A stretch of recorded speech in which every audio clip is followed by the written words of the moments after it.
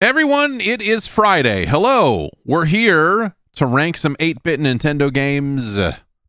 I'm Jeff Gerstmann, a simple man of science, here with you as we continue to build this list of ranked video games. It has over 700 games on it. Scientifically speaking, Mega Man 2 is our current leader. We'll see if that stays. I don't know. It's been there for quite some time. For nearly 100 weeks, Mega Man 2 has been at the top of the list. At the bottom, Harlem Globetrotters, a game that I do find myself increasingly convinced will not be beat. Will not be beat for the bottom game. But there's some very special stuff remaining on the list. So, we'll just have to see, right? That's the magic of the science is, we will have to get through this and see where everything else lies. Of course, you can and have influenced the list as much as you possibly can by going over to Jeff.Zone, and you have joined the advisory panel. Thanks to everyone who has. And you can head over to Jeff.Zone and find out more about how to support the science. Amongst other things, this morning a post. It is not I'm not going to call it a full review, but it is close to it, I think, of Saros, the upcoming Housemarque game for PlayStation 5. I played a significant chunk of that. I played that game to a point where everything about the UI and the story is building up this final area. This area that I'm in as probably the final area. That doesn't mean that the game doesn't suddenly magically have like 9 more areas because they pull some weird twist. But I do think that I've seen most of what that game has to offer in terms of like biomes and content and such. That game is okay. You heard that Saros is like 12 hours. Well, I've played it for about 8, and yeah, that sounds about right to me. But go read about it. Go read about it. Like, I'm not going to get into that here. We've got more important fish to fry here. Let's get right over to it. This game, the rare 4th game in a series on this platform. I feel like, we got trilogies, but we didn't always get a 4th game. A handful of them, Mega Man and some other franchises did make it to 4, if not beyond. But it is time for 1992's own Dragon Quest IV. Dragon Warrior 4, if you will.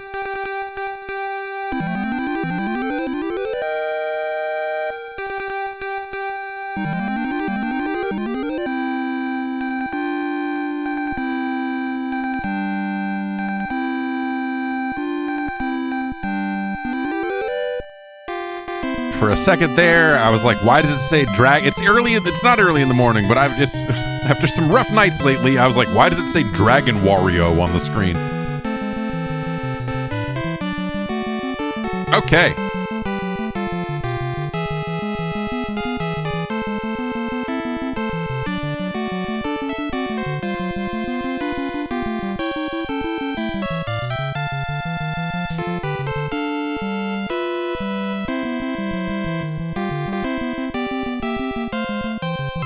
Maybe not my favorite rendition of that theme song.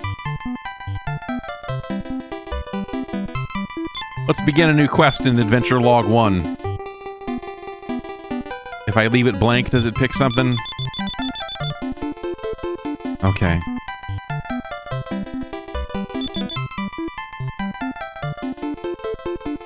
What would be a cool name? What would a kid playing Dragon Warrior 4 in 1992 be named? He'd be named Zach with a K.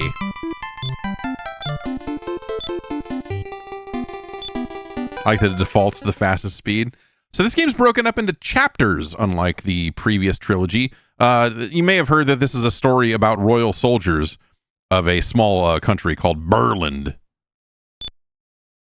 And that soldier is you, Ragnar.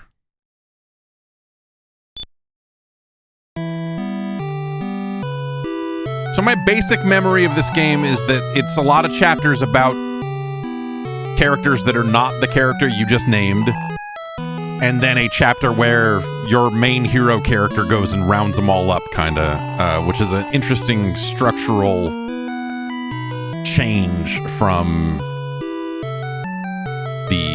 the original trilogy, if you want to call it that. I suppose you could. You must have heard the rumor that children have been vanishing recently.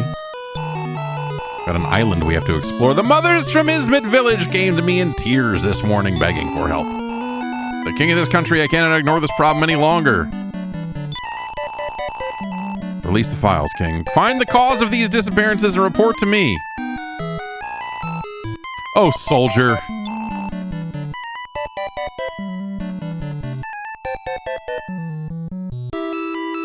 Look at this character. Like, this sprite is pretty good. He's got a little mustache. Like, it's some nice little definition there. Hey, what were we talking about? I'm counting on your good work, Ragnar.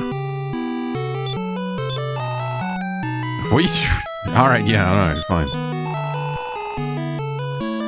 Any other helpful advice over here?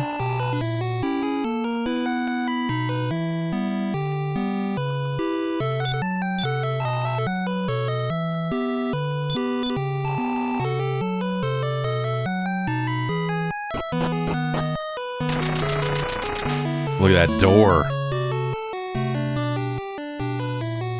So what do we have here?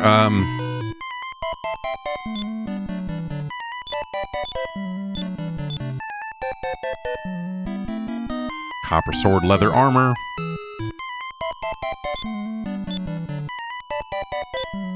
Door. There's no door here.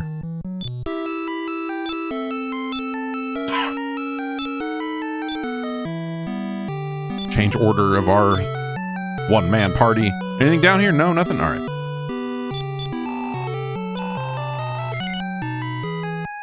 Yeah, sure.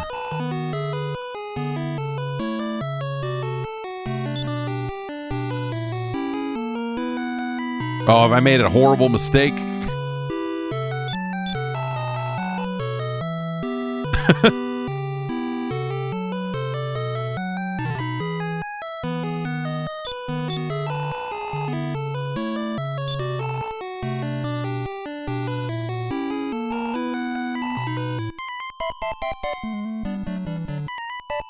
Yo, we got arcane shit in here. Blacklight posters, incense. Like, what are you looking for? I'm looking to detoxicate. You know what I'm saying?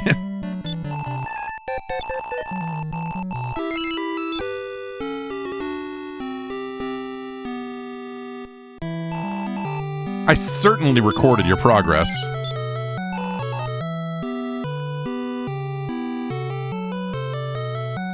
You got any calendars with girls leaning on fancy cars? Ye oldie Spencer's gifts. When you pick detoxicate, they just give you like a bunch of fake urine and a balloon to put it in, and a heating element so you can put it down your pants and sneak it into the drug testing room.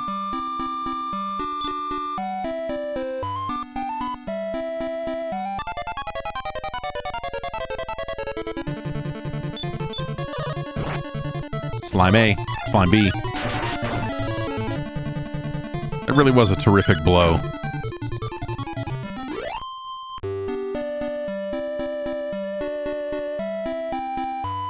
All right, so we're looking for children.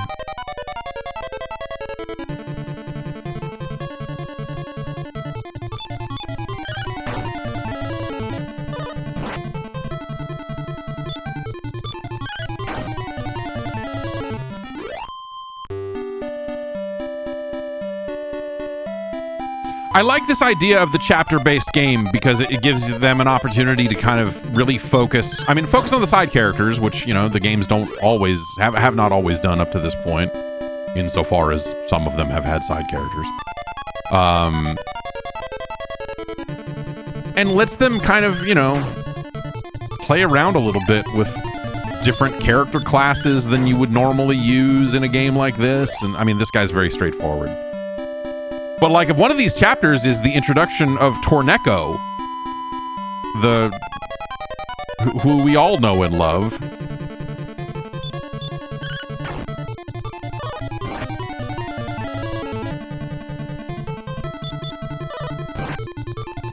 Of you know, his what, mysterious dungeon.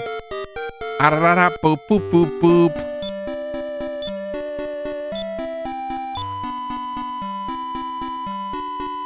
Mystery dungeon, yeah, mystery dungeon.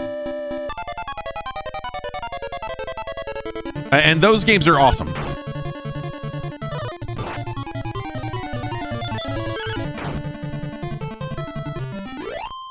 In fact, I might go so far as to say that, like, those are, you know, like, of the games, you know, as someone who's, like, not, like, massively into the mainline Dragon Quest games these days, those Torneko games were fucking awesome. Those might be my favorite Dragon Quest games.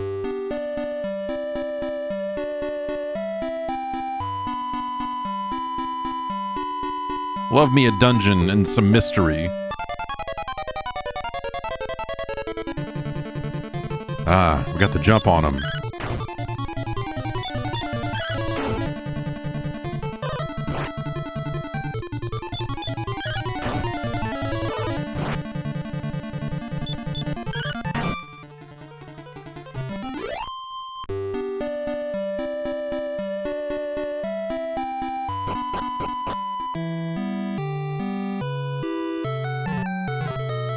The movement, you know, this is, I feel like, a very common thing with this type of game, but the Dragon Warrior games seem to do it a lot. Is there's just, you want, I wish the movement was a little, like, you can tap a direction and nothing happens. There's just something a little off about some of the movement in towns. I mean, it's not, you know, it's not, at the House of Healing, how do I heal? Do I detoxicate? No. I can see. You'll need 17 more experience points. Oh, I guess I need to go to an inn for that. So this is also like they let you save here instead of having to go find a king. Which is cool. It's not quite saving anywhere, but what do you know, hey. It's baby steps, people, baby steps.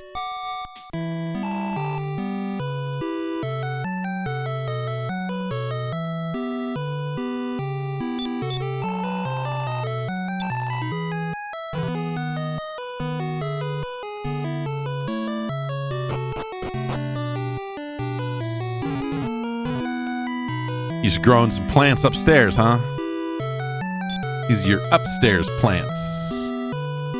Hiding them away a little bit.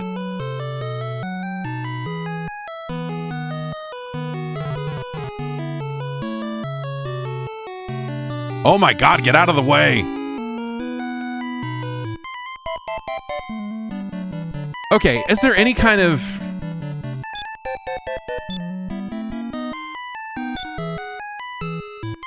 That's kind of... It's an interesting way for them to present some of their stats, but they present them multiple different ways here on multiple different menus, which is a little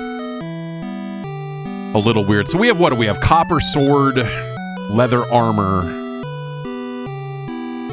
Is this guy at least selling a copper sword so we can start to get like a guide? Okay, so if a copper sword is 100, then we don't want a club. Got it. That's all I need. If you're not going to show me the numbers that, like, you know, attack and defense numbers on a weapon specific basis, at least do this so I can go, okay, baseline. If it ain't $100, I can't fuck with it. Is there a separate armor store? I mean, there must be, right? Are you the armor man? What do you got? You go. All right. Herbs. More herbs. Yeah, we got that fairy. The fairy water is what I was talking about earlier. You put it down your leg, and you get the little heating element to make sure it's the right temperature.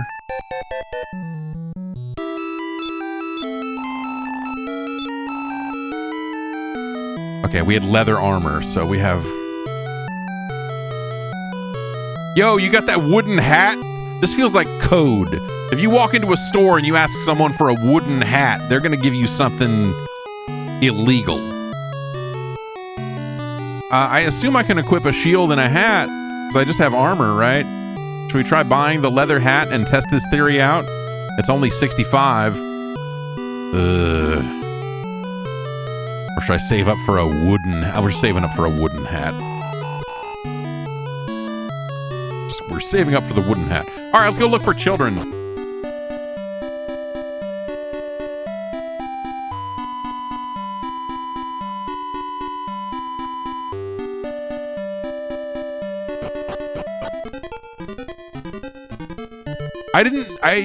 Maybe I didn't talk to the right person, but I don't feel like we got any kind of directional indicator about, like, the children were last seen up to the north.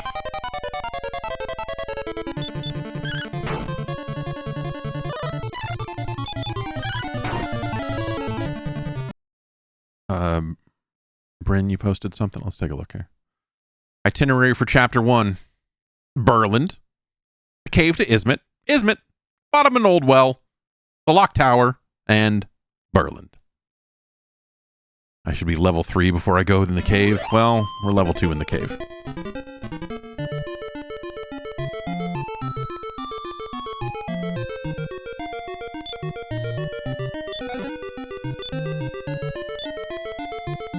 Not only does he finds the medical herb, he obtains the medical herb. This is like, I like the idea of fog of war in games like this, but like the way this is just a hard barrier is kind of dumb. You know? Like it just logically doesn't make a lot of sense. I guess you could say like, oh, well, it's dark right here, but it's not. You walk in, it's the same light as everywhere else. Game developers lacked the fidelity to do that sort of thing, I suppose, in some ways. What are you doing? Hi, I'm on my way to Isma Village, too. Oh, is that where I'm on my way to?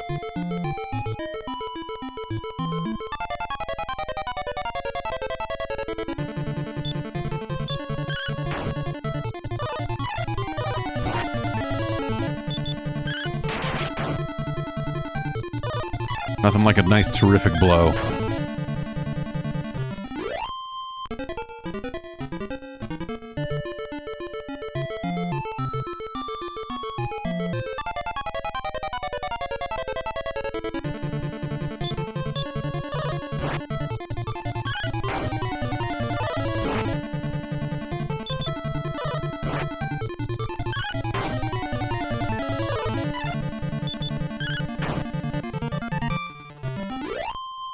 This music is really good. It's hard sometimes, you know, to separate out, like, the original game's music to me, and a lot of these same tunes are in here, but, like, there's something very iconic about the music in that first game, the specific arrangements and everything here that I personally am drawn to those. But this is all right, 40 gold.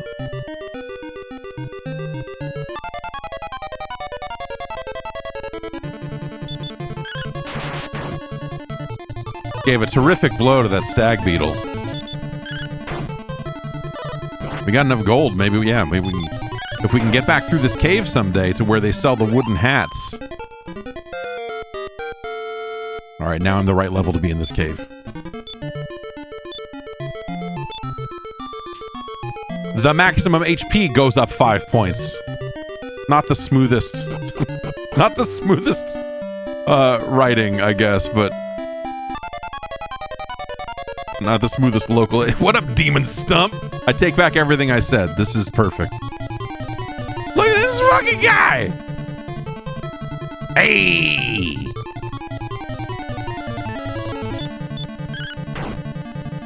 That's all I got. That's my Demon Stump impression. That's all. That's it.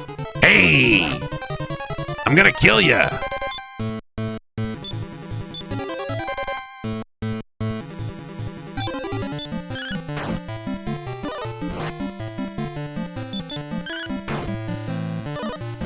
Oh, Demon Stump. Tougher than I would have thought.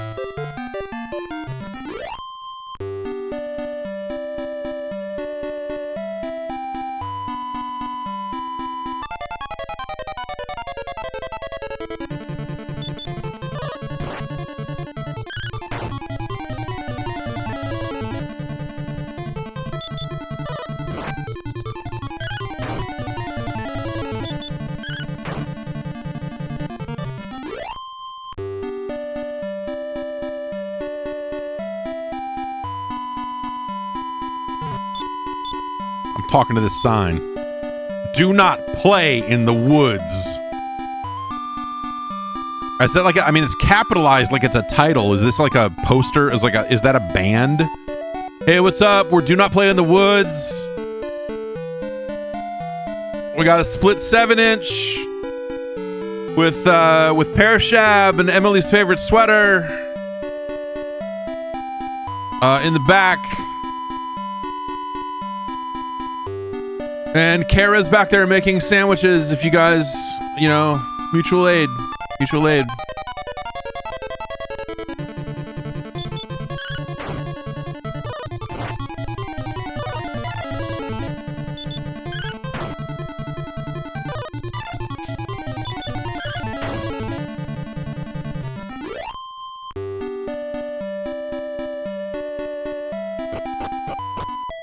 Oh, the Demon Stump artwork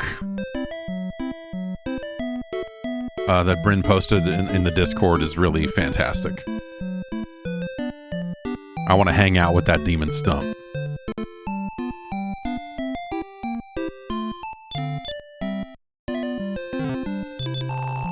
This is an item shop. We also have items. You guys got any of that wooden hat? Get out of my store!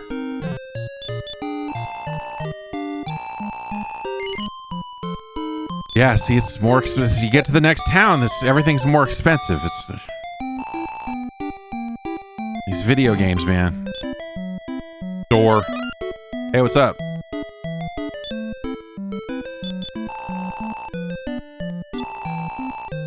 Oh, yeah? I feel like, look, it wouldn't be too much longer here before we would eradicate the idea of a door option on the menu from our lives forever, but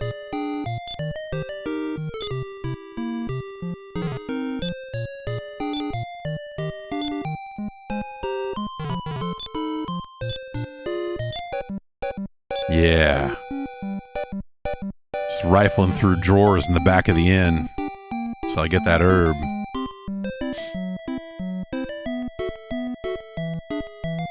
The Za turns Ragnar into a beast.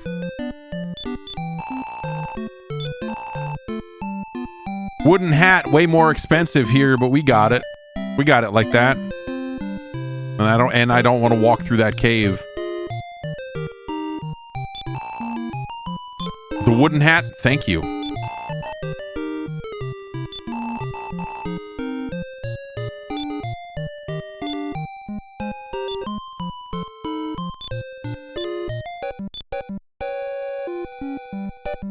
Look at that, 15 to 21. This wooden hat is a game changer.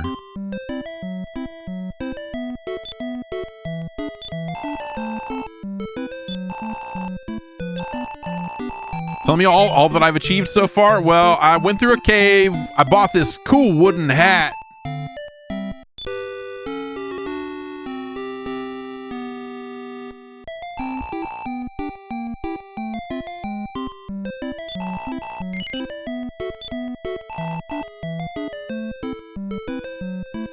All right, does anyone in this town have anything to say for themselves? Oh, wait, there's a bunch of children up here. Are you the missing children? Have they just been here?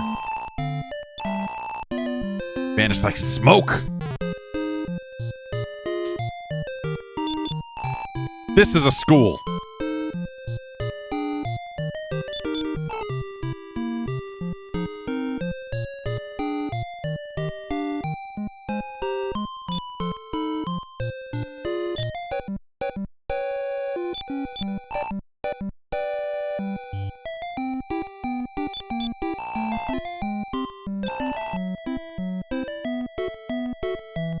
Is that a, like a, what, wait.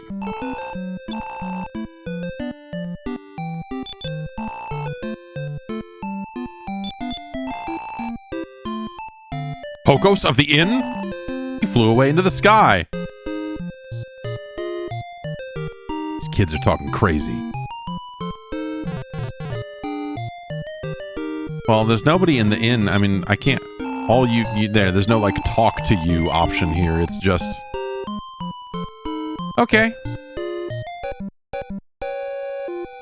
Well, perhaps we can talk in the night.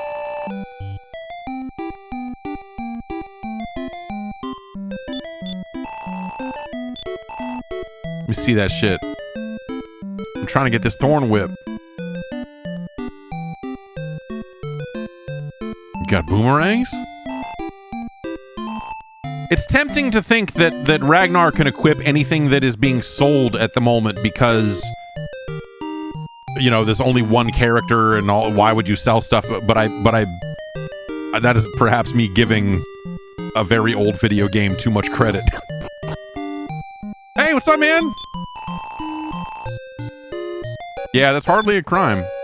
Or, ugh. Rot in jail, scumfuck. I didn't do anything. I was just playing a punk rock show and I just took off all my clothes and pooped all over myself. What, is that a crime? Yes, GG, it is. A crime of passion, anyway. I mean, you know.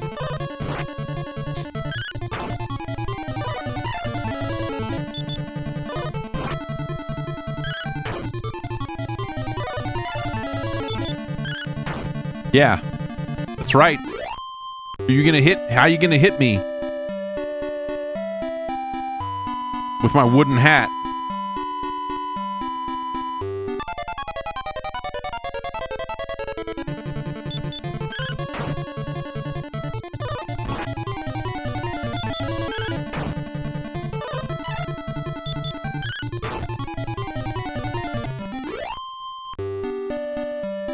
And this is who Darby models. So yeah.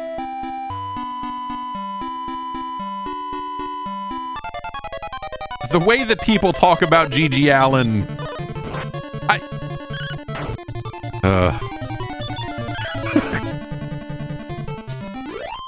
pretty natural topic of conversation while playing Dragon Warrior 4 is, you know, G.G. Allen and the Murder Junkies. I think there's a very sanitized, which is a very funny word to use, I suppose, version of who people think G.G. Allen was that... You'll go like, he's just extreme. And then when you hear more about like, what? Okay, wait.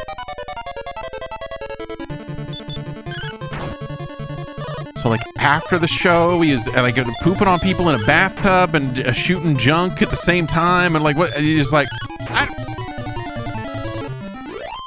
you've never heard of G.G. Allen? Well, there's a documentary out there called Hated. And if you want to know about G.G. Allen, that's how it happened to me.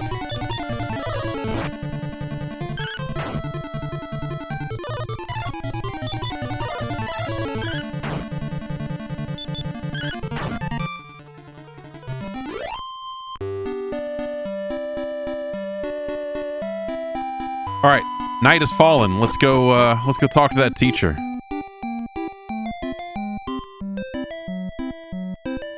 Shouldn't you go home, kid? They say the name. All right.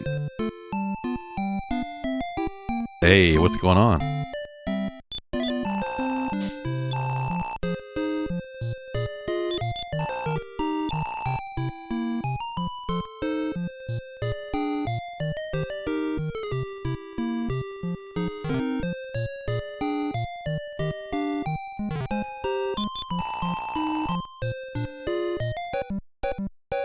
Have you checked the children?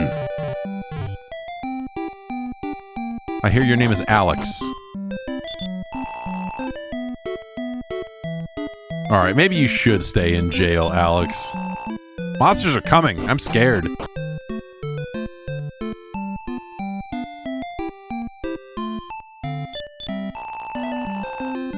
so late at night. Thanks for, like... We've evolved the dialogue.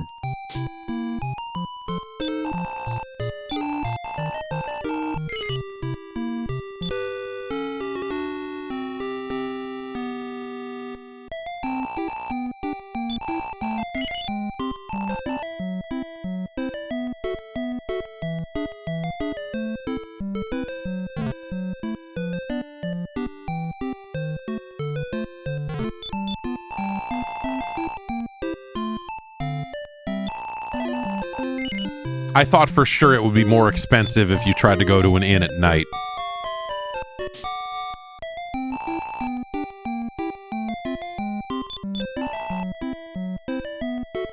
Okay, well that didn't really give me any kind of like actionable intel, but well, you're standing here now. Okay, no, he's standing here before. That's just this is a school guy. I don't know, let's go wander around.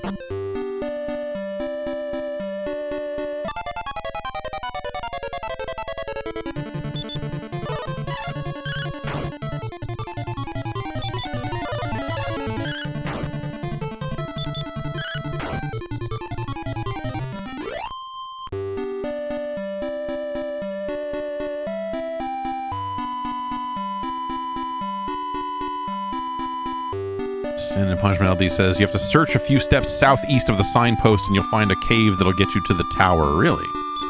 Well.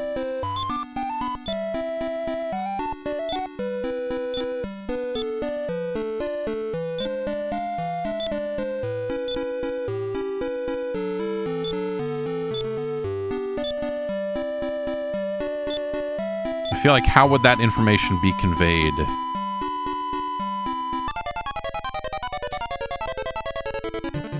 Who would tell me that in this game? That seems like a pretty heavy thing to ask the player to do, to wander around and navigate the stupid menu.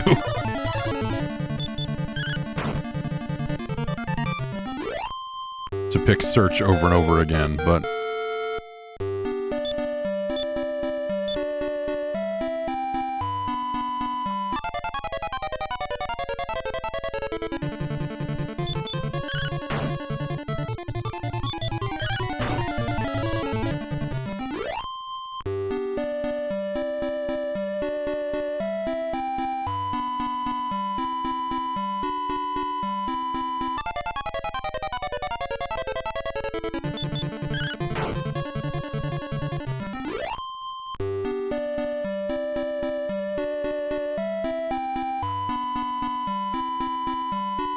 Oh, right. The guy in the jail is the missing husband. Right. Yeah, I should have put that together.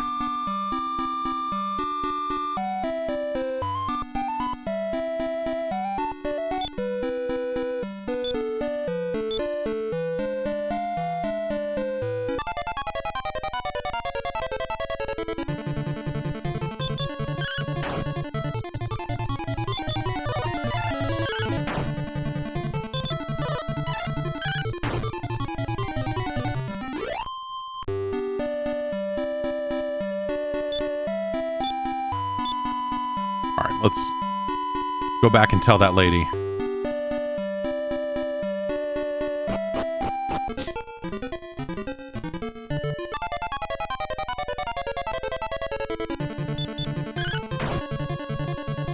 The combat has been very, pretty breezy so far in terms of, I think some of these games, especially right out of the box, right? You're just like so weak that you're really tethered to the starting castle for like a level or two, before you get enough money to get decent gear and level up a little bit. But this feels relatively streamlined by comparison, I guess is what I would say.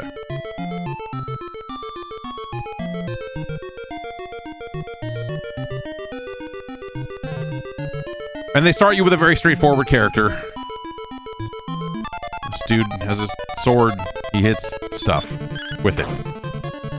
Perhaps you will buy a wooden hat.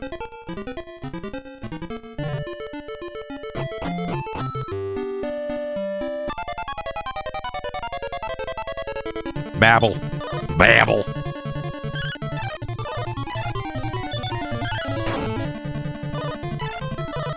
You fuckers can't touch me. It's nighttime. I got my wooden hat on. You can't see for shit. My wooden hat is extra stealth in the woods.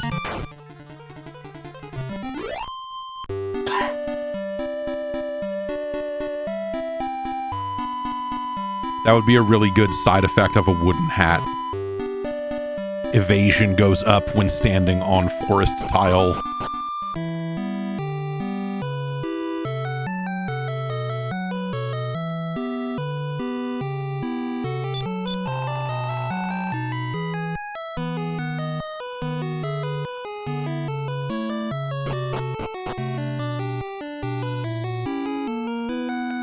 Who are you and why are you here? I should smoke this guy.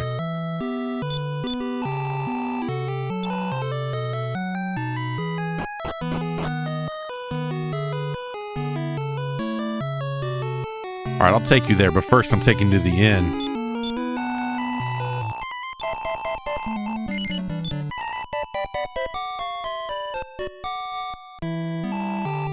This game, Golgo 13, you know what I'm saying.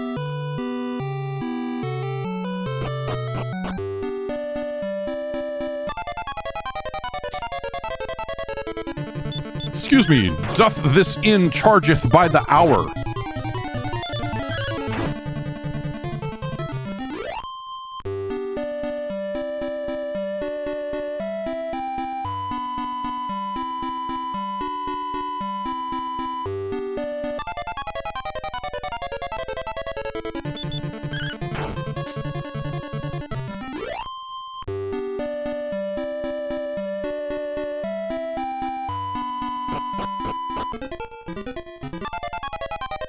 Sure you want to go through this cave, lady?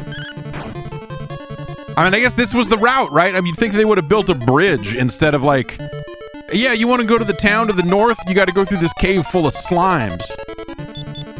You'd think they would have been like, yeah, we should build a fucking bridge, dude. It'd be faster. Probably safer.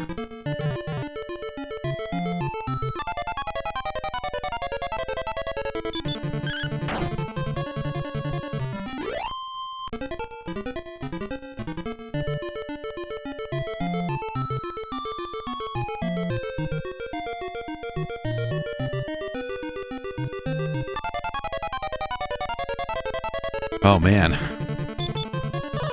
2 giant worms and a dive rat.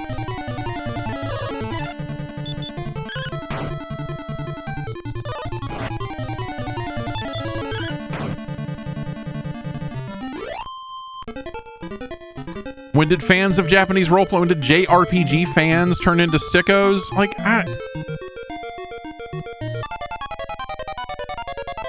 I mean, it's either like late SNES era or it's like Final Fantasy VII, right? Well, Final Fantasy VII is like a weird point for that, I guess, because it was such a mainstream game. But probably late SNES to somewhere midway through the PS1 is when. Oh, I mean, that's when the games became exclusively for sickos.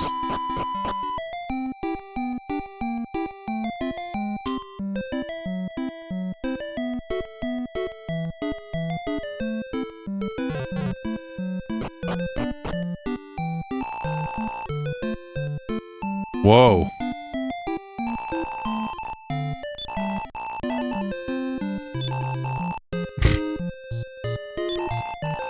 Reaching through the bars and smacking that motherfucker. Soldier, thanks for finding me.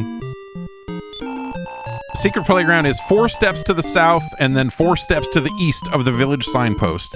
Okay.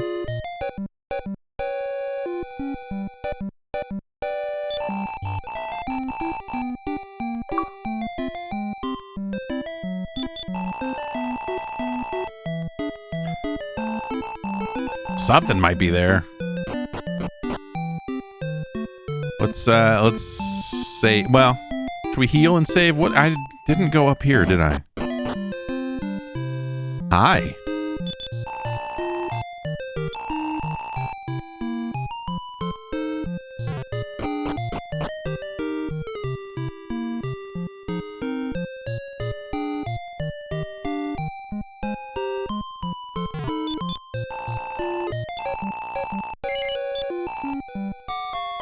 It's one of those things that I think is like a little bit sad, but also totally inevitable. It's something that mostly comes up in the context of talking about sports games. Is as they got more complicated, you had more and more people that just specialized in and preferred specific genres as opposed to just players playing video games. Like there was an era when you would just kind of play whatever. I don't think anyone is quite like that anymore. Though that manifests more frequently in like, there are certain types of games that I simply will not play. Okay, do we think this counts as one step? Standing right beneath it? Or is it 4 from where? It's probably like... I mean, I guess it's easy to try both, huh?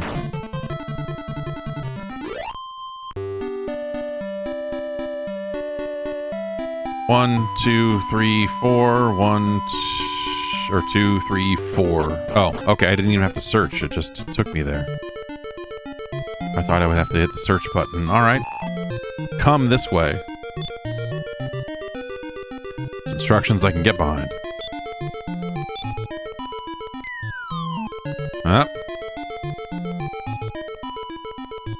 Baby Ragnar stuck down the well.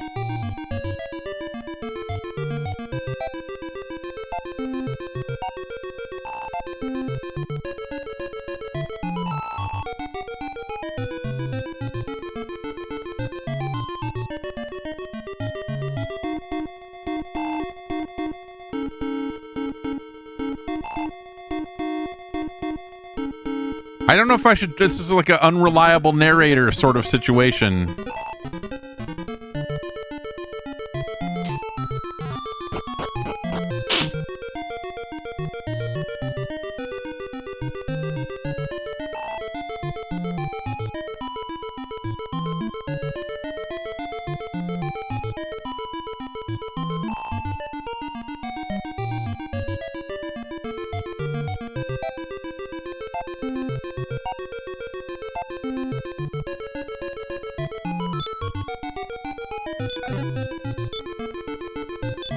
I ain't got no flying shoes. Oh, wait, I do have flying shoes. My man Pootie T is not going to get arrested for jaywalking ever again.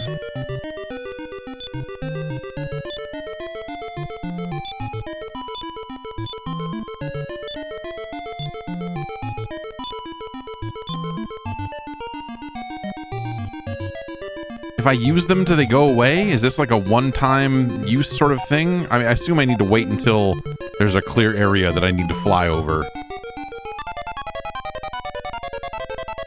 Damn. Lethal Gopher. What are you gonna name this fucking gopher holding the shovel? Lethal Gopher.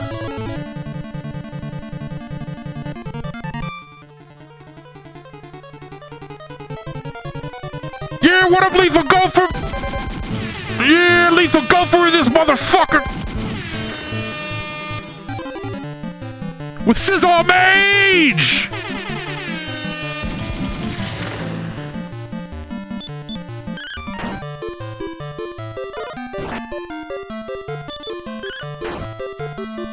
Scissor Mage is the craziest fucking DJ this side of the Mississippi, son!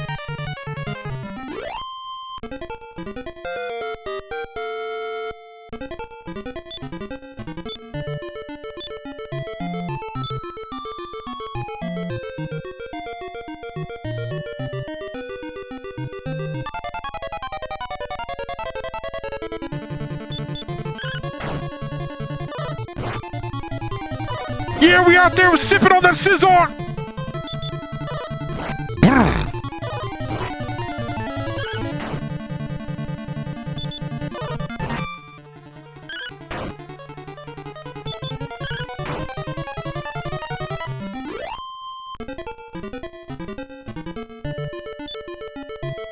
I feel like I may want to use an herb.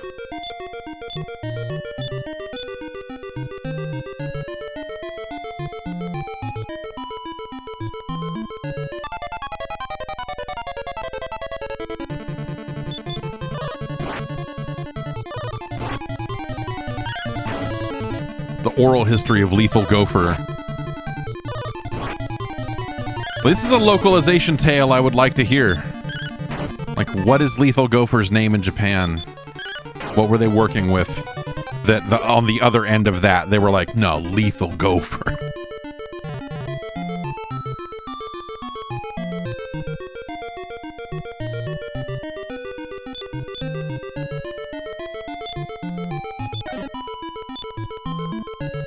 That's a lot of gold. All right, I'm assuming this is where I need to use my flying shoes.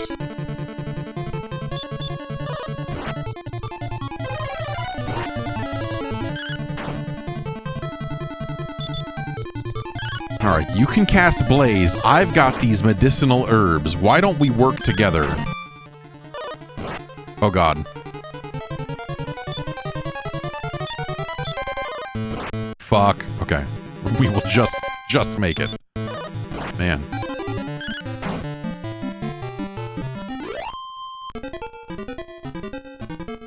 All right, we think this dude is cool, or is this dude not cool?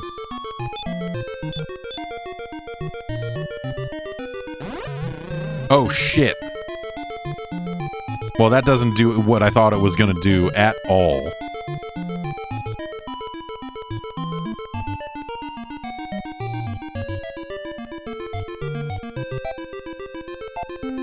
Killer Scoop in Japan. Okay.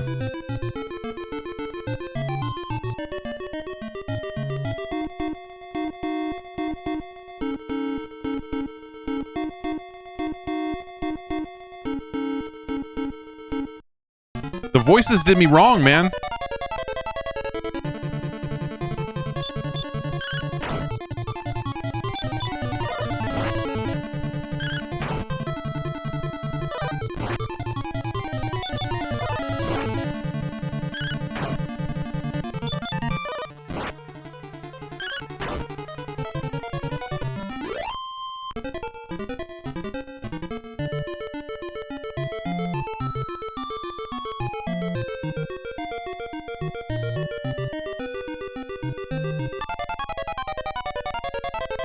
Man, these guys are going to be the end of me. I don't have enough herbs to keep doing this.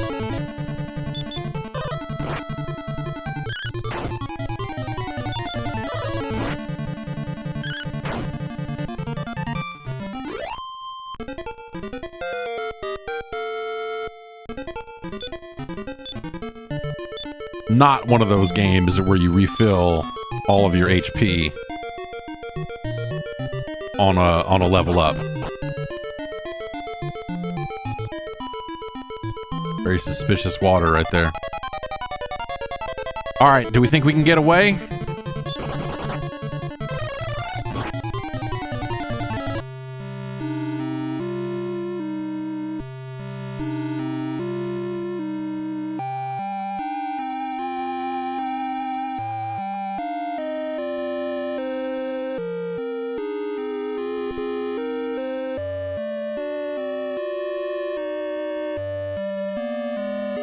This time it was you who got blazed.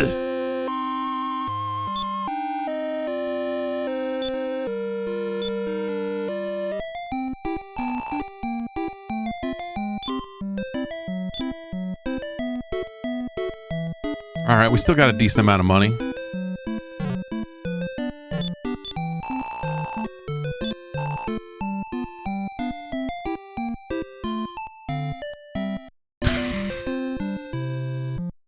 Get a boomerang, we'll have enough money left for some herbs.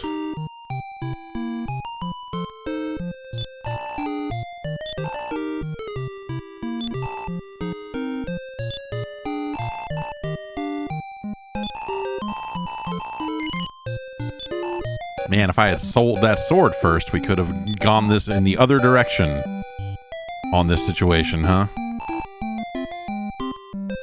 I mean, I guess I could restart the save, because that was right before I went into that. No, whatever. We're fine.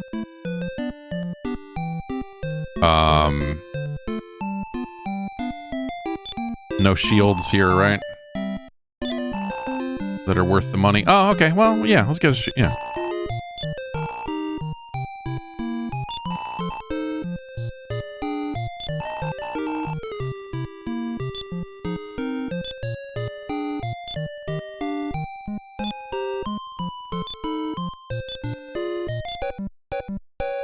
All right.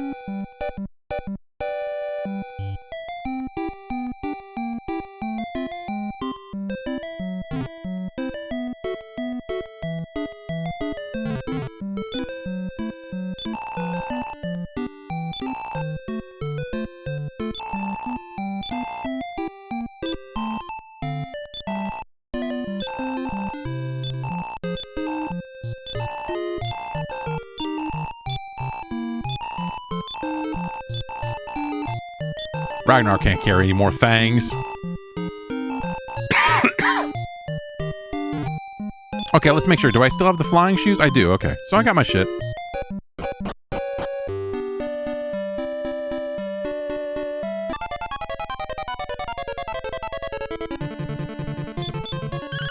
Babble.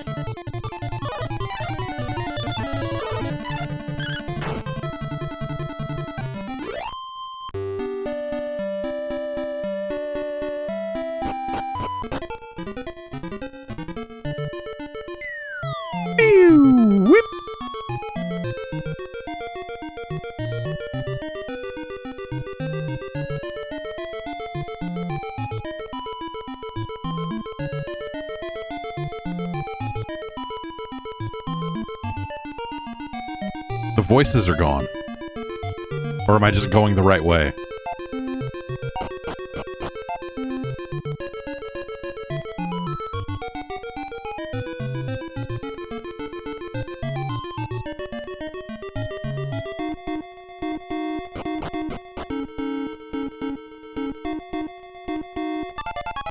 I was gonna say, where's the fights?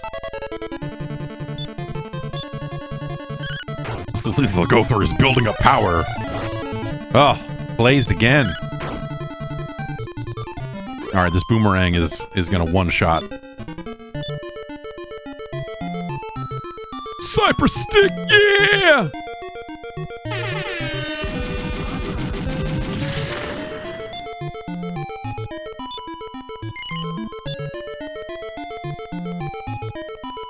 Fuck, man. Do I want the cypress stick? What does it do?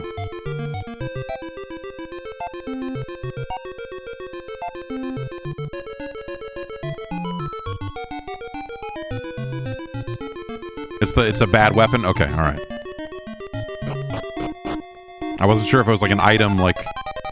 You told me you've got to smoke these cypress sticks to restore your MP, I would believe you. I'd be like, that's Dragon Warrior 4, man. They took it in some directions.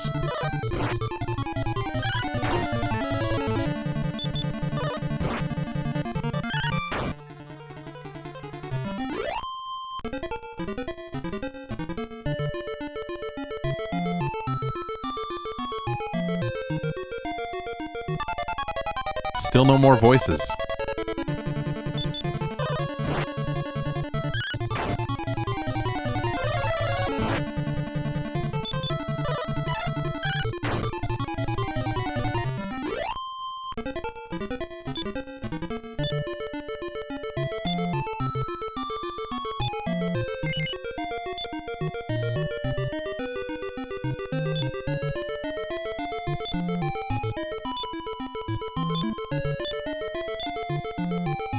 I see the transfer option in that menu, and I gotta say, I don't want to transfer items amongst characters. Not looking forward to this game getting a full party. As annoying as the, did we go the wrong way and now we're back here at the little 3 pieces of water section? Okay. Well, I guess if we don't get the voices, then we just have to go it alone. Did I miss that lethal gopher? Man.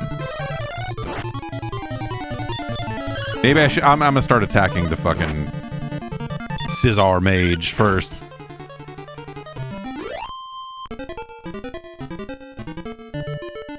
Yeah, was that originally supposed to be localized as like Czar mage? And then someone here just didn't know what a Czar was?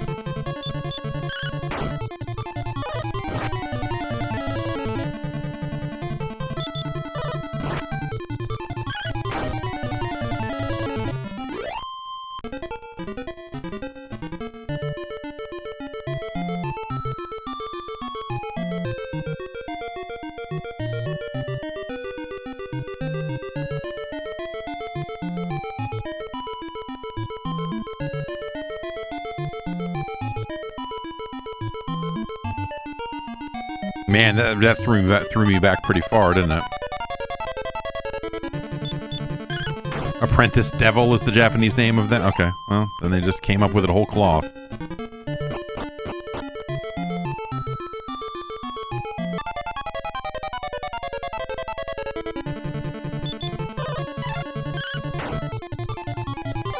Heal that, motherfucker.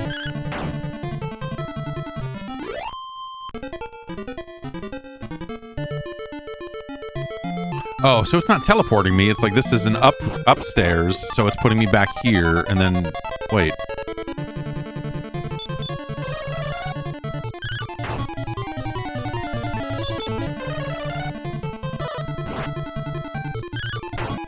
Alright, let's stop just mashing A through all the battles and actually pick a target for once. Heal that. Trick.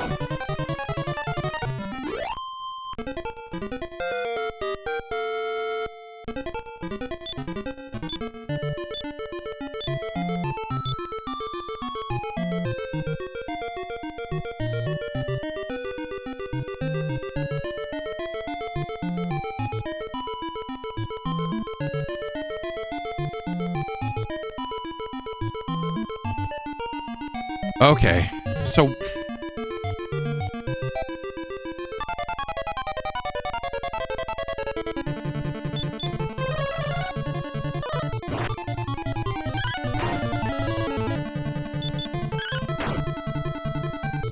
So what am I looking for here, then? I think we need to go down and around the other way, because this is technically the way that we went when the voices were telling us where to go.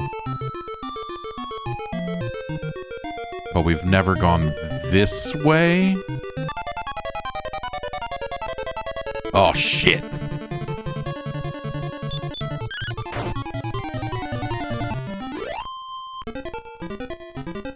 $15 HP, I should probably heal again. It's like you always want to wait, right? You're like, let's wait till we get down to single digits before we burn an herb. Okay, this is layout we have not seen before, so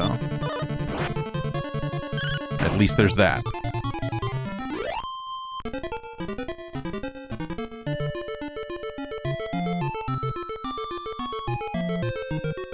Ah, okay. Well, is this just gonna be another healer? Is this just like a named healer that I need to murder over here? That's what that guy was, right? Oh. Why are you underground, Demon Stump?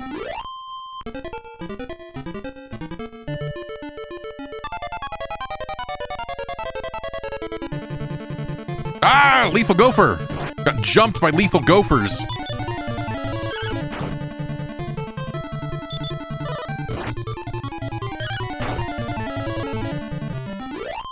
This is good. I like what they're doing, and I think the episodic, like the chapter structure.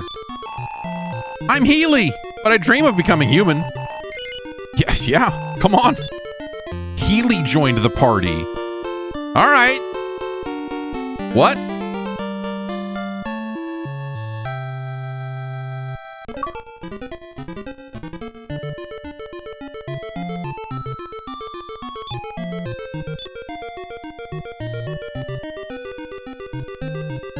Like that Healy just has a mysterious stat. K? I don't know.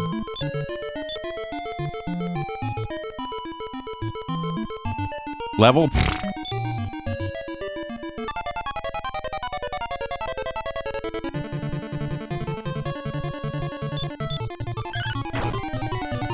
Oh, so I don't control... That's a tactics menu thing, right?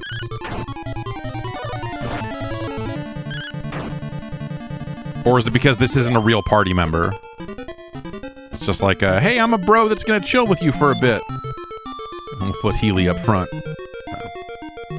Oh, looks like okay, so I just don't directly control Healy.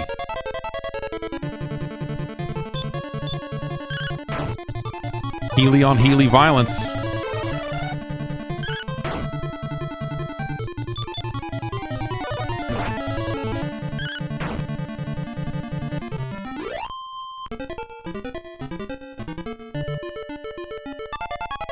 Man.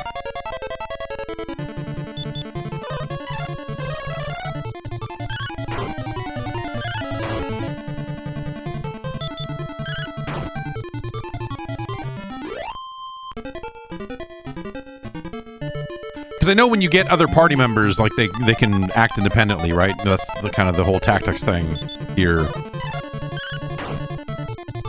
Which is neat. I don't know. Like, I go back and forth on that when it comes to... I guess it's like a game-by-game thing. I'm not necessarily trying to control... I'm not trying to, like, stare at a bunch of menus. Like, if you just want me to control one character in battle and the rest do their own thing, that's fine. But they just need to be good.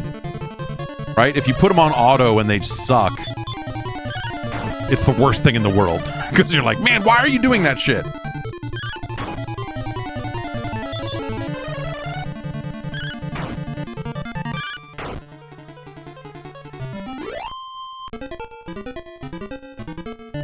So can I get Healy? No. No? Okay. I was wondering if out of combat, if I could get a heal that way. So that's the end of this dungeon, right? I mean, there's nothing else here. Is there? Was I just trying to get the flying shoes?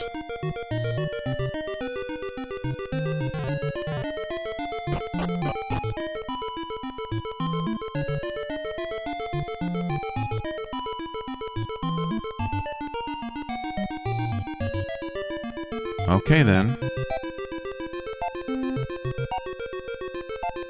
You and me, Healy.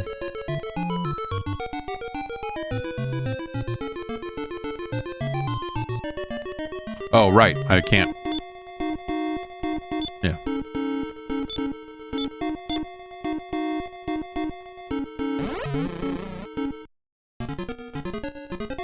Is it this tile?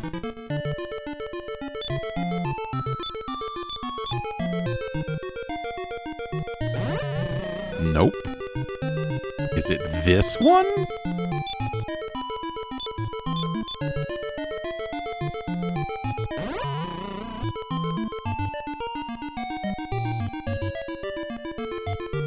Okay.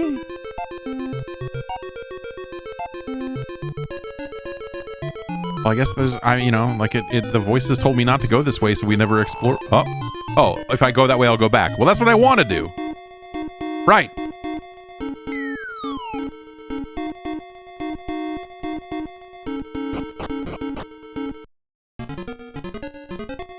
What is this cracked floor? Can I fall back down?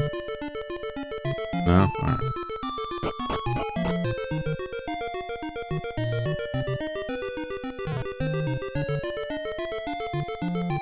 Oh, okay. I was gonna say, those look like tiles that damage me when I step on them. Let's check.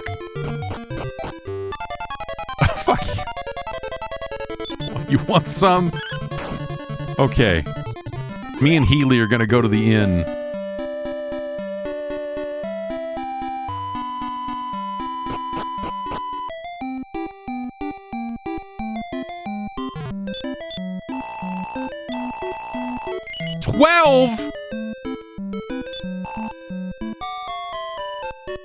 Healy doesn't need a bed.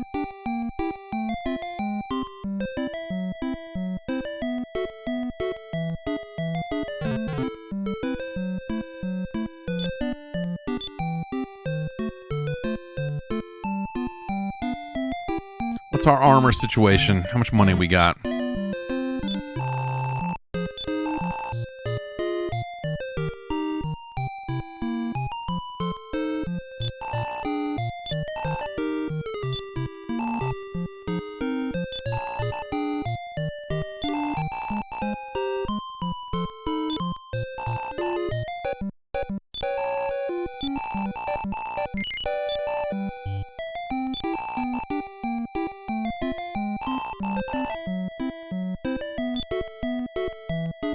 Okay.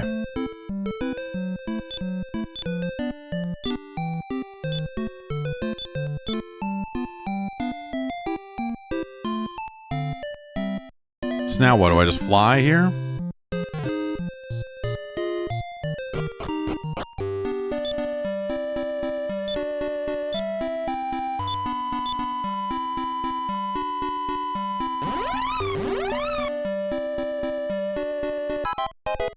Just happened to land here. Oh. The Tower of Stolen Kids.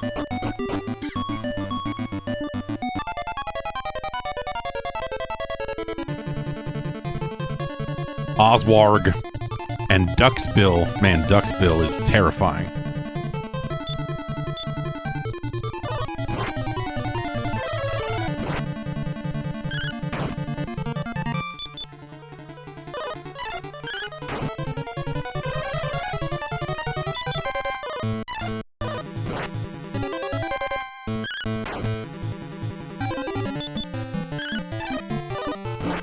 Is Healy ever gonna heal me? I guess I don't need it quite yet, huh?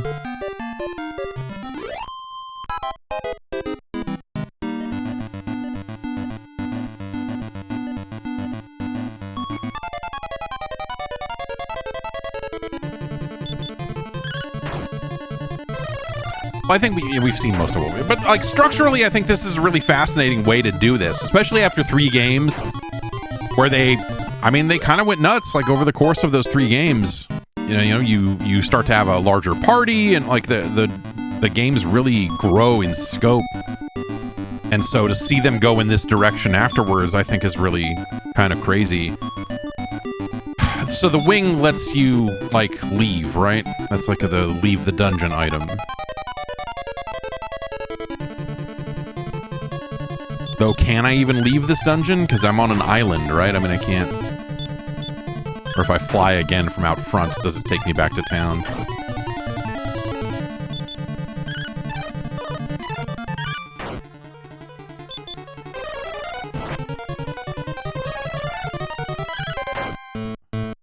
Healy healed thyself.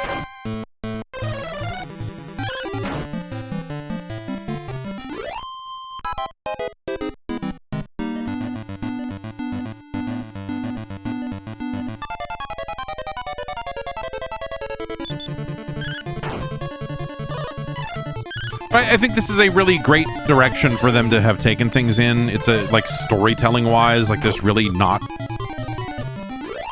not a lot like this on this platform for sure. And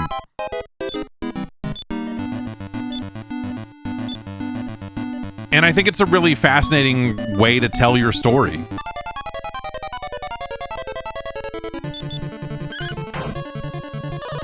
At a time when I feel like so many of these games just had such straightforward storytelling of just like, yeah, man, the dragon, you gotta fight him. You're the dragon warrior. It's taking uppers.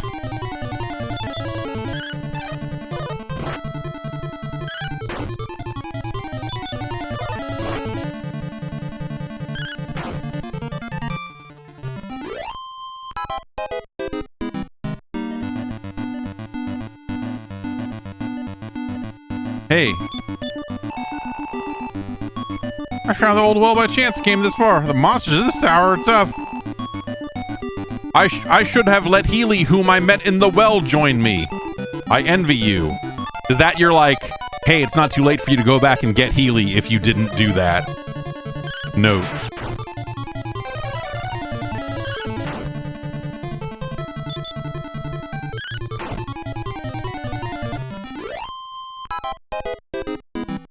Yeah, well, I'm not gonna let you come with me. I got Healy. Just go stand around.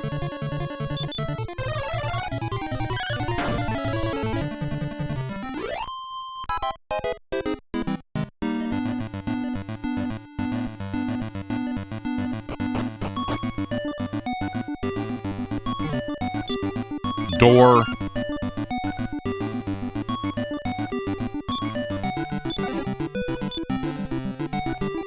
It's a lot of gold.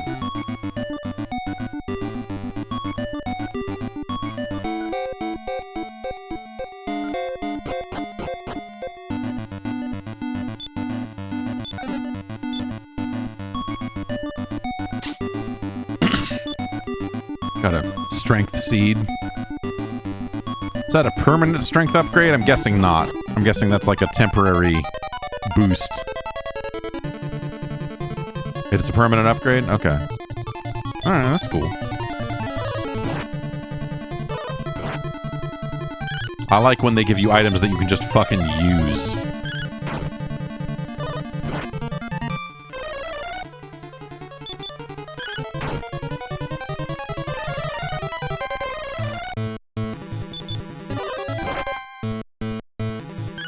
Healy is on guard.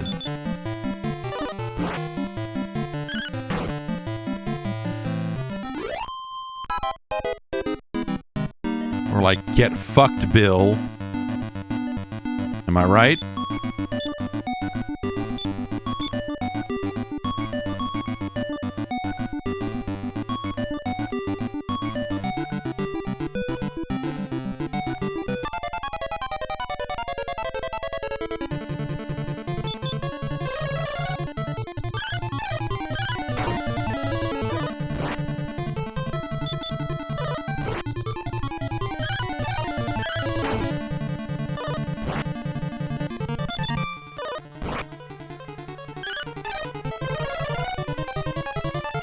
See, this guy's so jacked up on his uppers that he doesn't even know that you're hitting him. That's why his defense went up.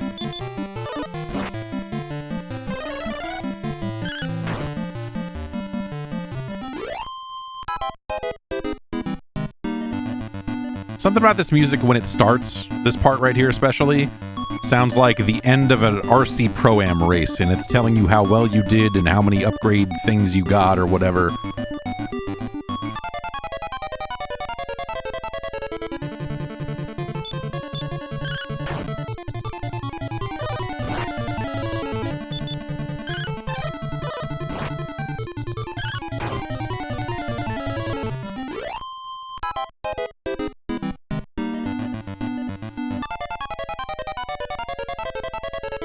I'm not going to fall out of the tower to the ground doing this, am I?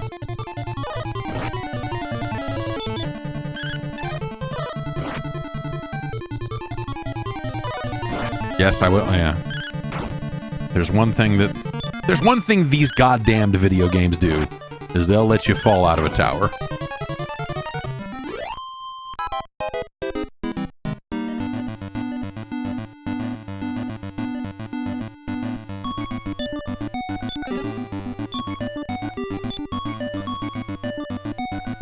So is that... I don't think that's... Oh, that's already what I have equipped. Okay, well, we got two of them. We could sell one.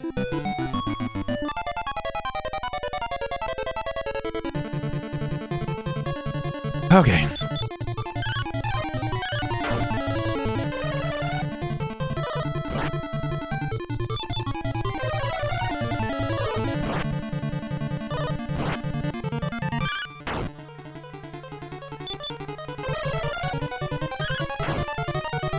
I feel like Healy is burning through MP. Fuck, come on. Alright, we are just about ready to stop playing Dragon Warrior 4. This is great, man. This is, like I said, I think that the chapter system and giving you different characters to try out and play with until you kind of get to the the concluding chapter and seeing the rest of it, I think that's a really great I think that's a really great way to structure this. Door.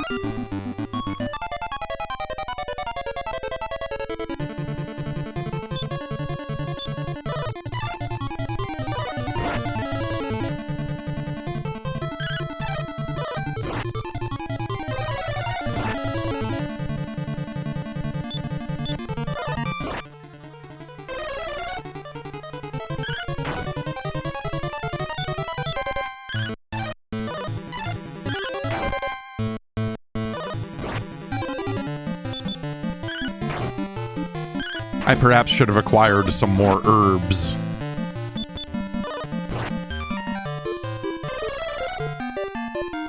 Because Healy is just about cashed, bro. Nothing but resin hits left in this Healy.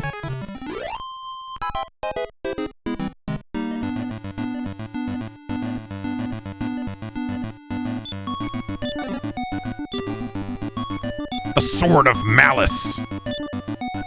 That seems like something I should hang on to, but that also seems like a bad item. Let's get rid of this scale shield.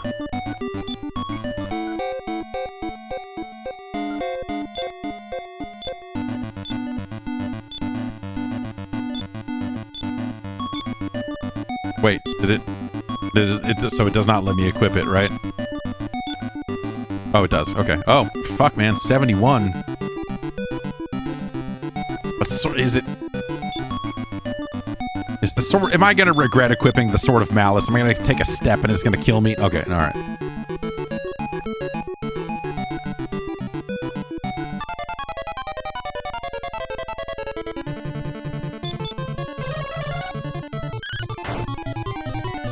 Okay, no, it's just... It's... Well...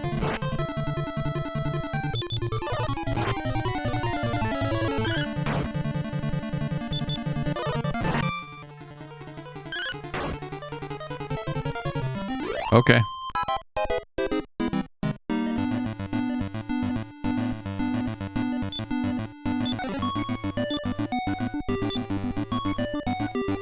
Fuck, man. I guess I could throw away the boomerang.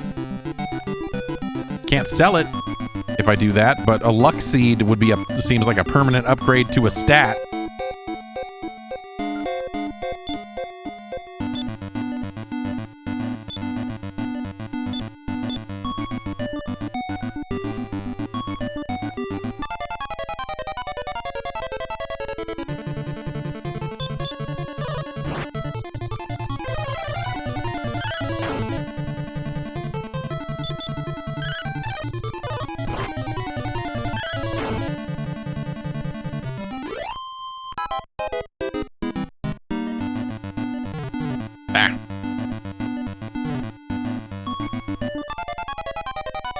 Encounter rate leaves a little bit to be desired, you know?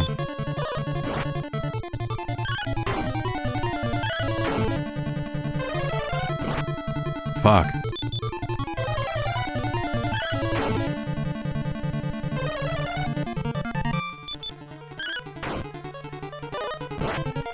I guess I could jump out of the tower to get out and then use that to try to get back to town. But then I have to walk through all this again.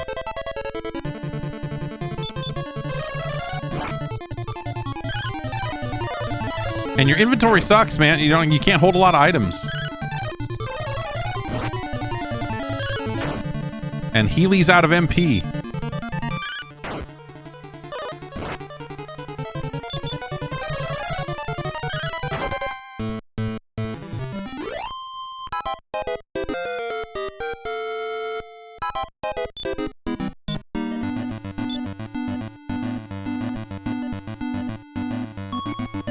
Well, either way, I think we're just about done, so I guess... Oh.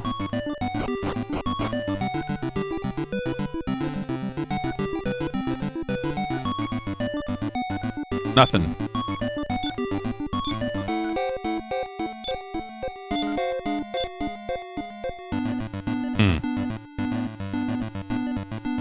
Okay. Oh. We healed up. Okay, great. Great. Like, yeah, I saw that screen flash, and I was like, what's going on here? That's what was going on there. Great, okay. That's all. Okay. We're fine then.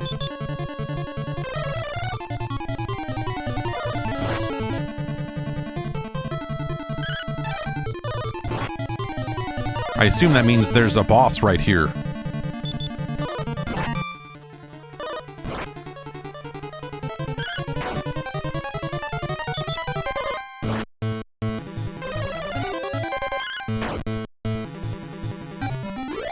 This is great.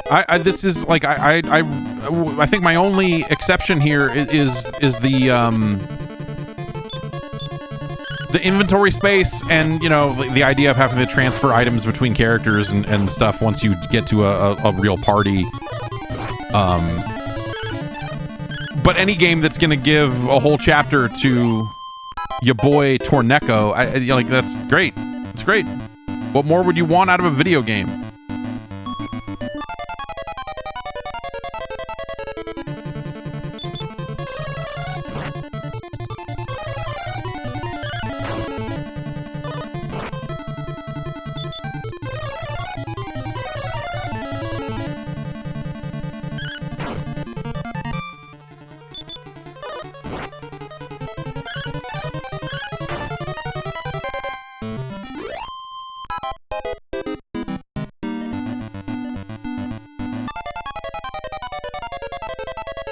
I assume there's gonna be an item up here and that I need to walk out of the front or something to get to something. But let's walk up here and find out.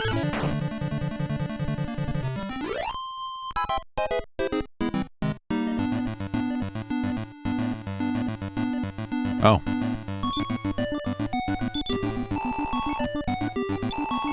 Somewhere in this world, the ruler of evil is about to resurrect. Why would it's just like, I'm just looking for kids and you're telling me about like all this other crazy shit. Also, according to a prophecy, to a certain prophecy, the hero who shall defeat him is now growing up. The evil ones intend to destroy the hero while he or she is... Okay, so that's why they're getting kids. That makes sense. Ragnar, save all children.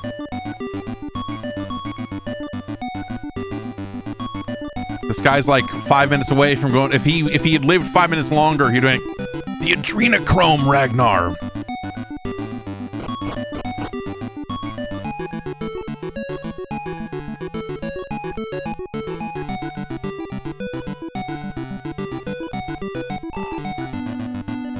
Okay. They say that I'm the hero and treat me badly. Hey, what's up? Oh, okay. Well, I'm gonna go open this door. Can I just do... I guess... Oh. Hi. What's up? You fool! Smash it to bits! Sarrow's shadow and giant eyeball. I feel like I want to take the eyeball out first here. Seems like that would be the logical progression here.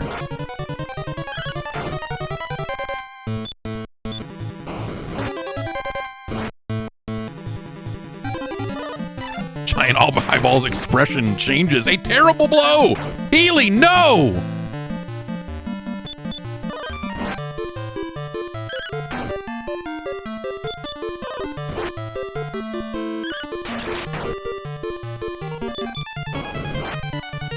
Sarah's shadow emits a fireball. All right.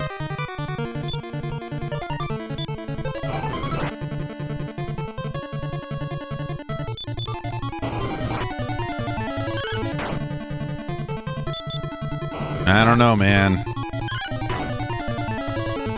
Seems dicey.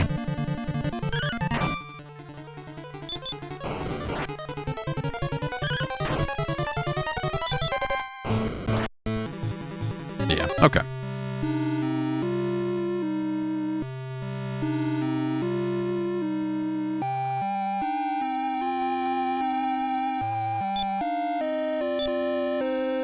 Oh, Healy. Healy's still dead. Can you revive my talking jellyfish? You got 10 gold? Please be quiet.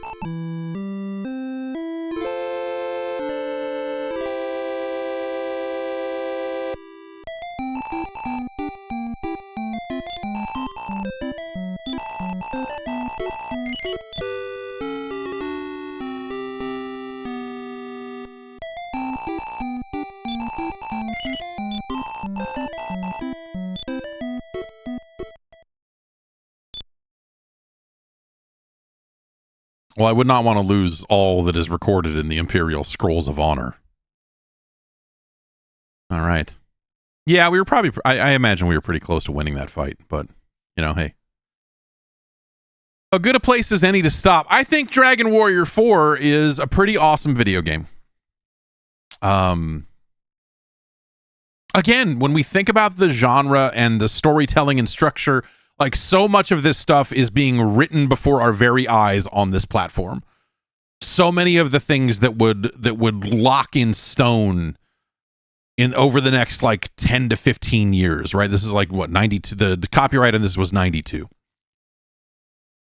And like you're seeing this genre branch out in interesting ways. You know, we saw it in the previous game as, you know, like, okay, you go from solo to a party system, and now they're really kind of spreading their wings on that and saying like, yeah, we got a party system and also a bunch of chapters where you like meet the party and do stuff with them, and not that, you know, each character is fleshed out incredibly deeply, not that Ragnar has pages and pages of lore in this version of the game and in this chapter, but you get a feel for these characters a little bit, you know, and I think that's cool. I think that's great, you know, and we would, you know, you would see games play around with different formats and stuff over the years. But I think that, yeah, this is a really impressive game. And yeah, this came out, I mean, this is like way earlier in Japan, right? It's like, yeah, a 1990 release in Japan. So by the time it comes over here, and I feel like, you know, the Dragon Warrior franchise, the Dragon Quest franchise, really got fucking robbed in so many ways here, where we now enter like after this game, we enter this stretch of these games just not getting localized. And I think that's fucking crazy. When you think about how big these games were in Japan and how, you know, this is still a franchise and everything else, like that there was a, for whatever reason, you know, whether it was like, and I wonder if it was like sales of this game were maybe not great. That's certainly possible, but also it was an NES game in 1992. So yeah, people moved on to the SNES, right? And so, you know, there were probably a lot of people that just straight up missed this game by virtue of when it came out in the States. And the idea that Enix would drag its feet on this and that they would not really care to localize these games, and that, you know, yeah, the American arm of Enix would eventually go away completely, I think is really fucking crazy. Especially when we see like what other games were coming out at this point in time, you know? Like you see some of the, you know, most beloved early Final Fantasy games, you know, start to land on the SNES in the years around this. On the Genesis, you have, you know, the Phantasy Star series being incredibly ascendant. You know, not that Phantasy Star 1 is a bad game, but like, but yo, have you seen fucking Phantasy Star 2? Have you played Phantasy Star fucking 3? Have you been through the generations? Have you played all the different ways you can play Phantasy Star 3 to have all the different kids? Fuck, man.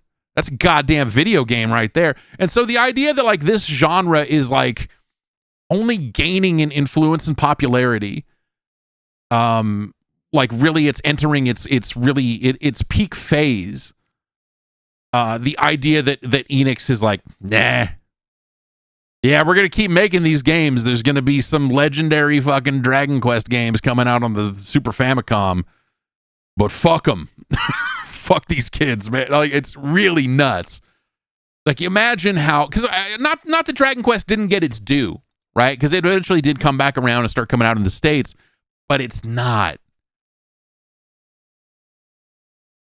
Final Fantasy, at least here in the US. And I think it could have been, you know? Like, the games were certainly good enough that I think if you put more of them in front of people at what was a formative age for a lot of players at the time that went on to become all of the JRPG fucking sickos, that like Dragon Quest just doesn't get talked about in the West the same way that Final Fantasy does. And the games themselves are, they're certainly still selling great around the world. It's not to say that like Dragon Quest is like insignificant or anything, but you wonder what would have been different, what could have been different if they had stayed the course and continued to localize these games and release them in the States.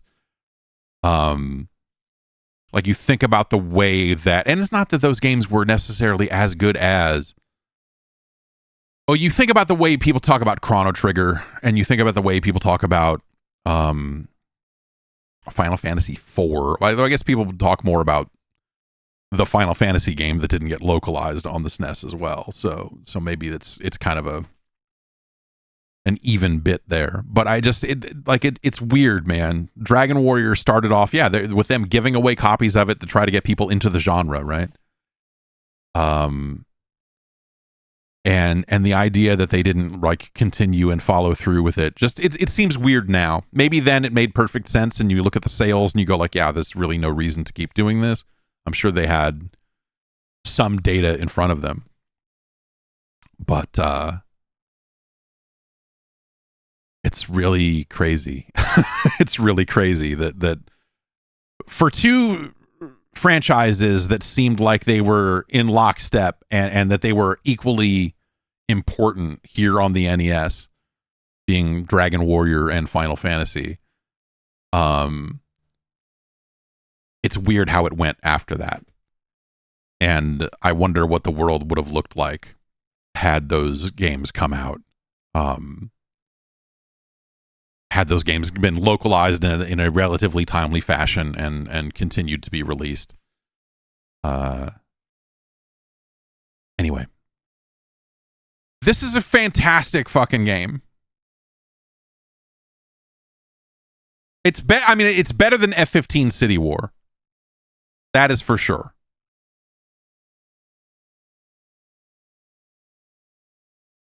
You would be better off with Dragon Warrior 4 than like WWF King of the Ring.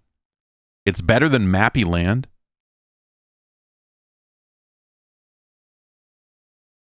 It is better than Round Ball 2-on-2 Challenge. Dragon Warrior 4 better than Puss in Boots, Pharaoh's Great Adventure, a game I finished.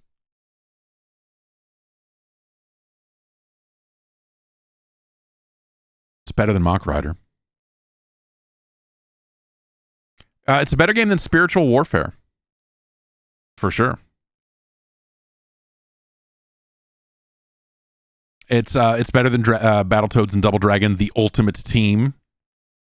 What about Ragnar and Torneko and the ultimate team is what I'm saying. It's better than Million's Secret Castle. It's better than the Wood and Water Rage, though that wooden hat is pretty outrageous, I have to say. Is Dragon Warrior 4 better or worse than Dino Wars Destruction of Spondulus?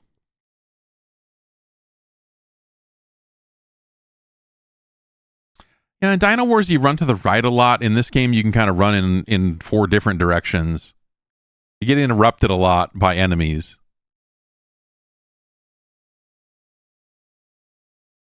You save the children. I mean, here, the destruction of Spondulaus has already occurred. So, you kind of...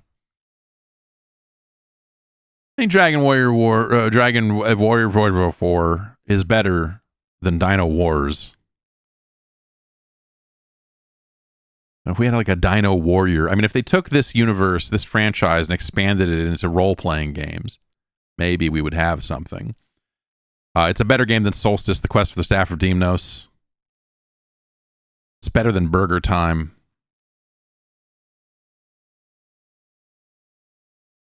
It's better than McKids.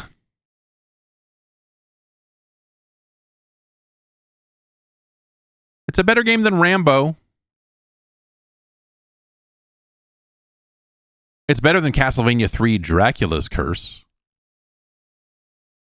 It's better than Teenage Mutant Ninja Turtles 3 The Manhattan Project.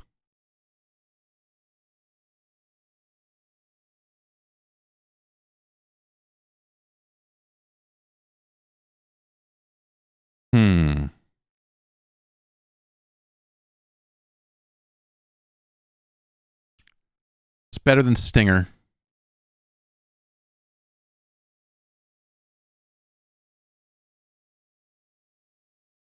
I guess the question really is it a better game than Dragon Warrior 3?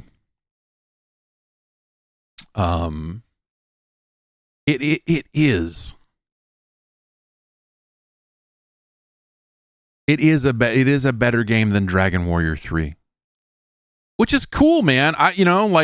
We think about other franchises that put out 4 or more games on this platform. You think about like Mega Man, and you think about how Mega Man really kind of fell off. Like, it's kind of awesome. Like, this is Dragon Warrior 4 feels like the start of something new. And it is perhaps like not as influential as the previous game was. I feel like Dragon Warrior 3 comes up in conversation a lot more frequently than 4 does.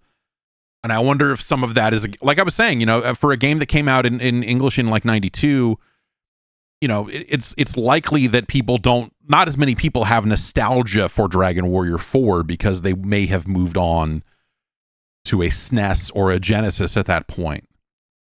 The same way, like, what is it? Super Mario Brothers 3. Like, they made a third one of those, but it was like so late. Like, did anyone even play it? Like, like you kind of end up in that situation with Dragon Warrior 4. It's a better game than Dragon Warrior 3, which I think is maybe kind of a weird, maybe that's non-obvious if you're just like talking about the franchise as a whole, because I think, again, 3 gets placed on a real pillar. And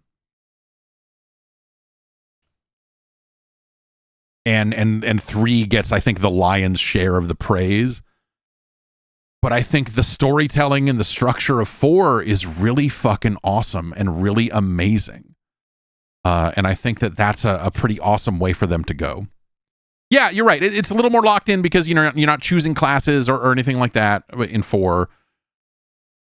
But if you think about it, like, this is sort of, maybe not in storytelling structure, but like when we think about party systems and characters and everything like that, like attempting to give these characters their own chapters with kind of cool differences and starting to go down this road of, these other characters might have a personality to them. I think you can kind of see the future of the genre from here, You probably don't get to a Final Fantasy VII and like, oh, well, all these characters talk now and all of this sort of stuff without games like this early on. Even like a Final Fantasy VI to a certain degree. And so this feels like a very crucial building block for the genre, which is kind of awesome. I don't know, for them to have made this many games on one platform and to still be like fucking nailing it in different ways every time. I think that's super impressive. This is a better game than Dragon Warrior 3.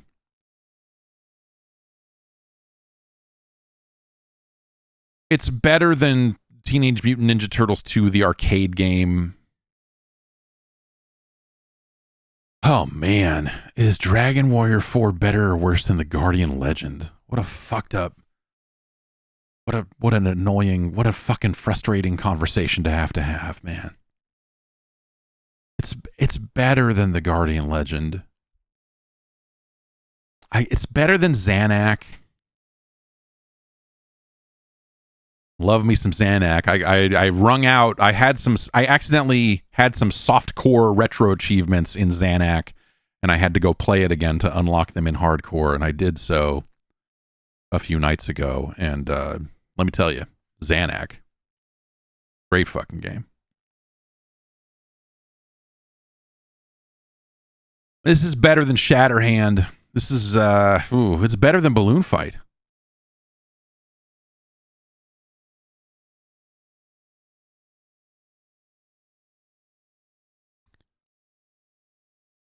It's better than Kickle Cubicle.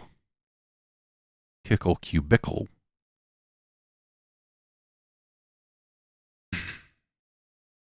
It's better than Hudson's Adventure Island 2.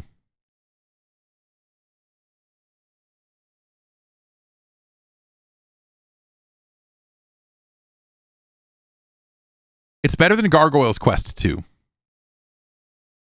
It's better than Flexin' Dude. Faxanadu. Sorry, I had the pronunciation wrong. The correct pronunciation is Faxanadu.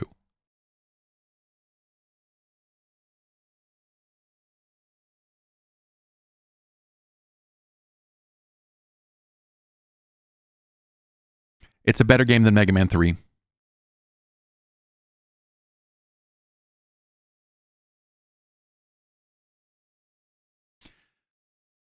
Is Dragon Warrior 4 better or worse than Crystalis? Fuck.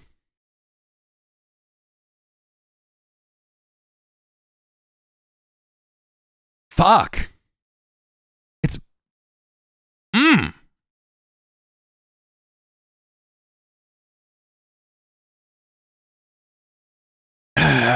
it's... This is, I think, where it's going to go either way. It's either going to be 24 or 25. It's better than Jackal. It's no Metal Gear.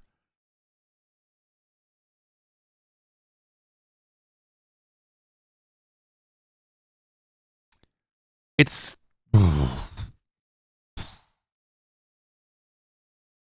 Crystalis is really awesome. Dragon Warrior 4 is a more impressive achievement overall. This is our new number 24.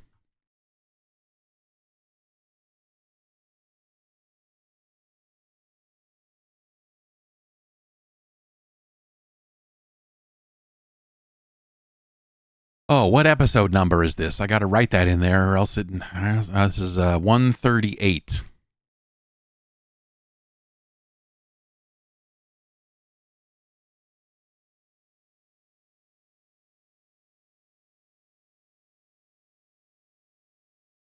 Oh, what did I just do? Where's my cursor? Oh, okay. All right. 138. Okay. Did I screw up the list by typing 138 in the wrong place? Was 6-7 a thing yet when you had episode 67? I don't think it was. It might not have been.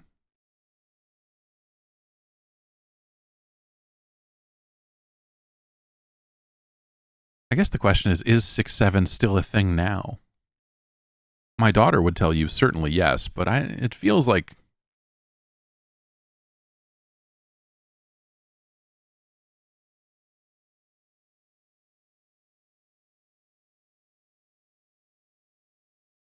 There you have it, number 24.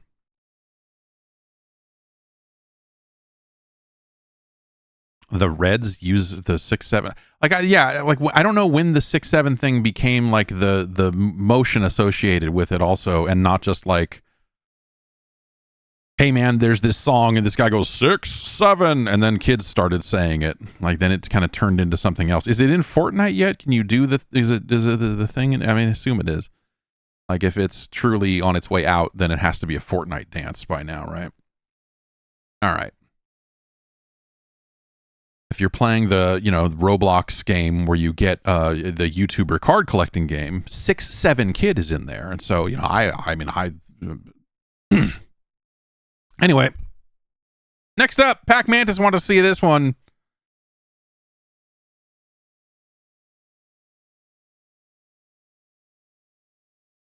Let me make sure it is. Okay. Yeah. All right. That's right.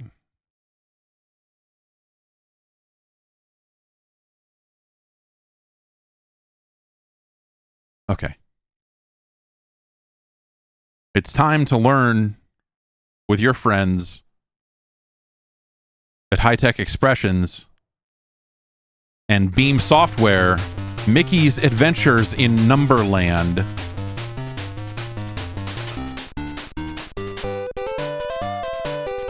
Ah, phooey.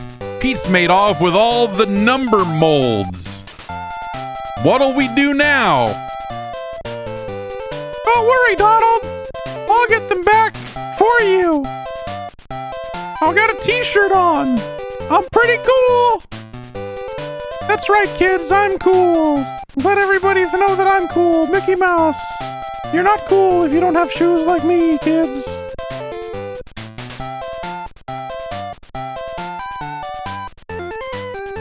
Let's smoke some reefer. This has been dipped in formaldehyde, kids.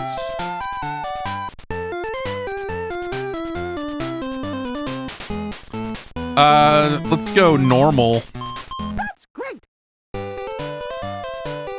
Number city. Number factory. Number observatory? So, okay, space center. Number museum, of course. Why is it SS? What? Okay, all right, let's go to number city. Let's go. Numberland City, level 1. Oh, shit. Okay, it looks like B button doesn't really do much of anything. Is that a thing that's going to hit me because it's on that pole, or do I collect it? It looks... okay, it's something I collect. Why are you flipping up the stairs like that? Oh, God, the phone is trying to kill me. Just like real life. Oh, okay. I got number 1. Are we done?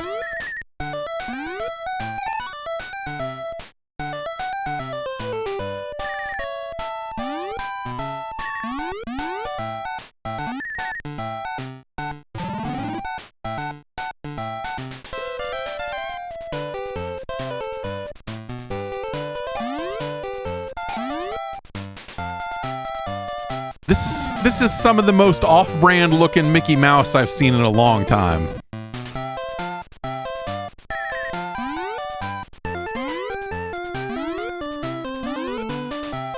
Oh, the jump feels great. What a cool real video game this is.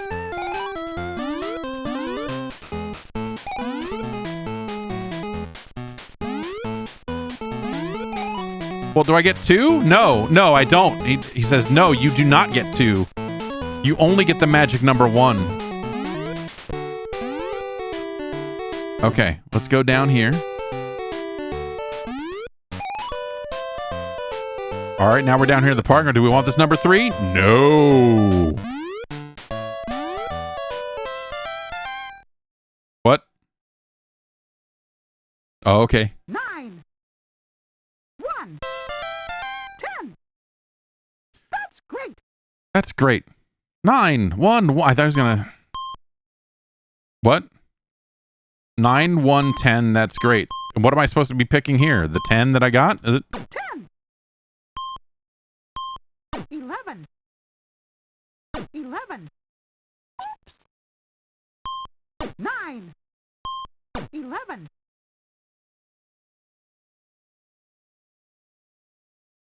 11. Oops. 9. 11. 10. Oops. I'm not saying that Mickey Mouse did 9/11. 9. But the clues are everywhere. I'm just... Do your own research. That's what I'm doing. 11.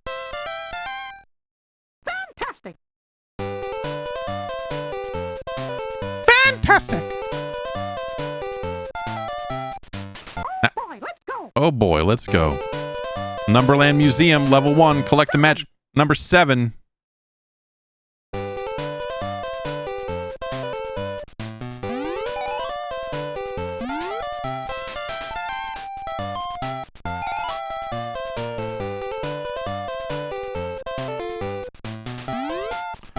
I've got to explore this amazing hellscape.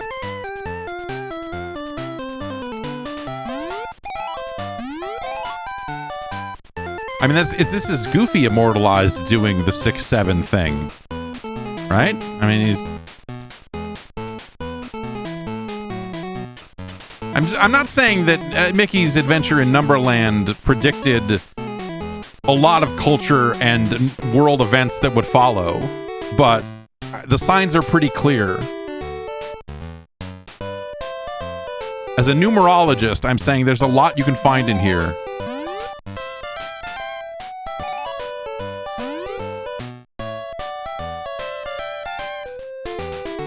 All right, we found 2 TVs with the number 7 written on it, and we found a number 7. I don't know what we need to find before it'll let us leave, but That all seems pretty good to me.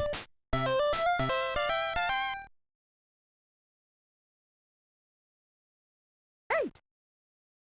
2. 10. That's great. That's great. 5. 6. 7. Fantastic.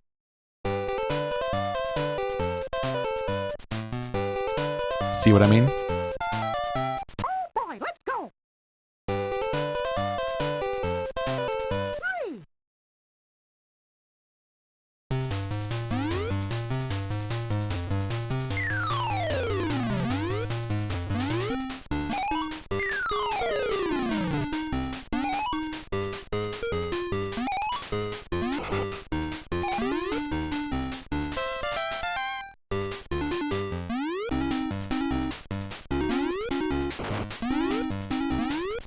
I don't think you can die.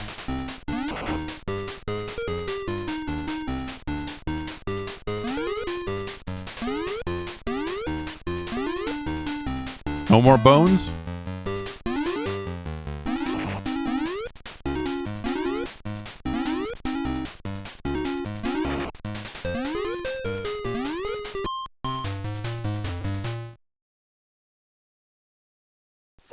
Oh, I hit select twice and it did this. 7. That's great.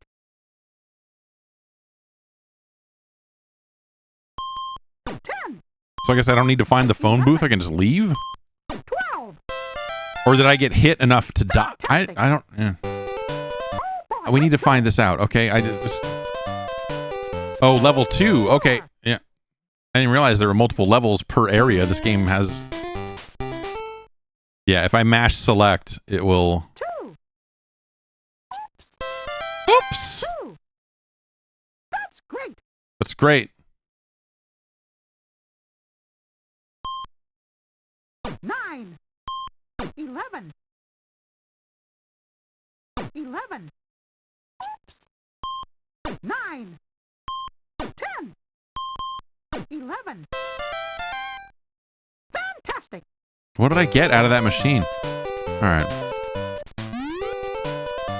Here you go. I found these bricks.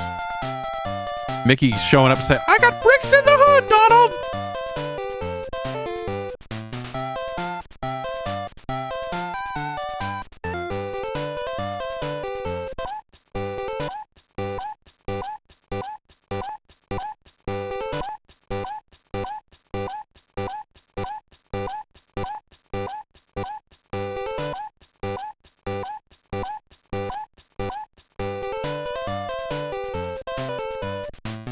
Boy, let's go. 5.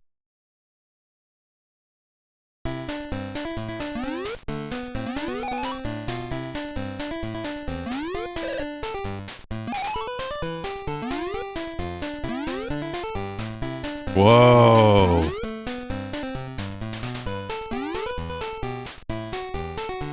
I wasn't trying to get the 1. Leave me alone.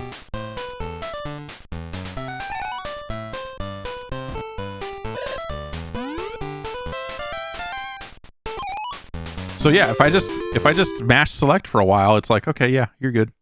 5. 1. 6. That's great. So the balls are worth the same amount as the stars, even though the stars are harder to come by. I feel like this game is not balanced well. 12. Fantastic. Oh boy, So does this take me to level 2 now? It counts that level as completed? That's fucked up. This game's fucked up. 2.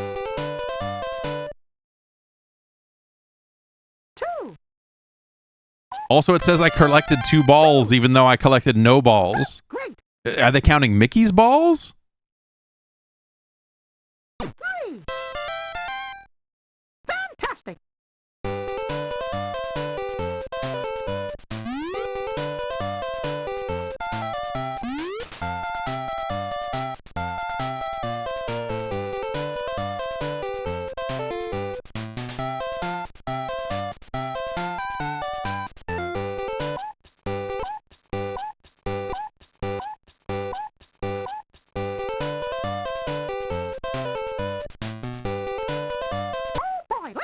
Oh boy, let's go. 2.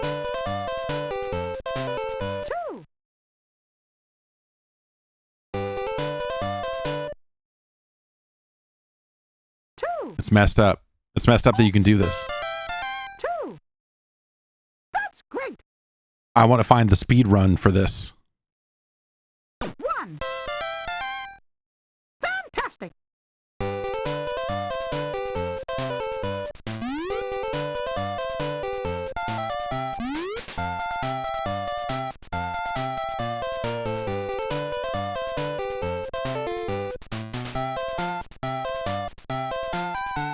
Okay, yeah, great.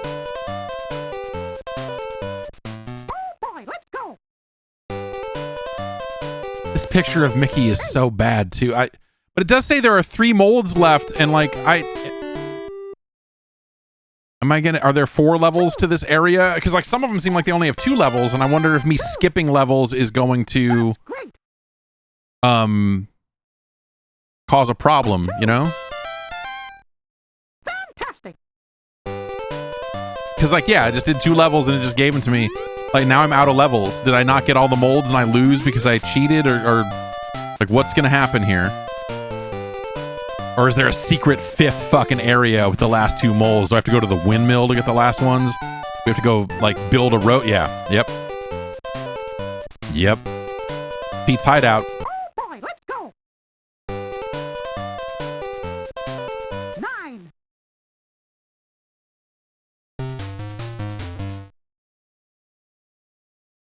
2. We're gonna play the last level though. 2. Want to see the terrifying conclusion of Pete's hideout level 2. 5. Fantastic. Oh boy, let's go. 10.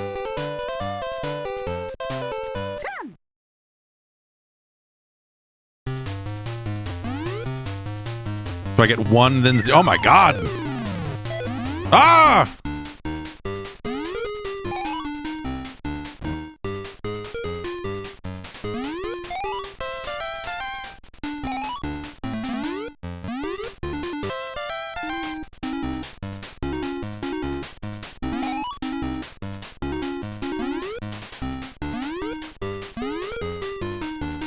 Do I get to like shoot Pete in the head or anything cool like that? Like,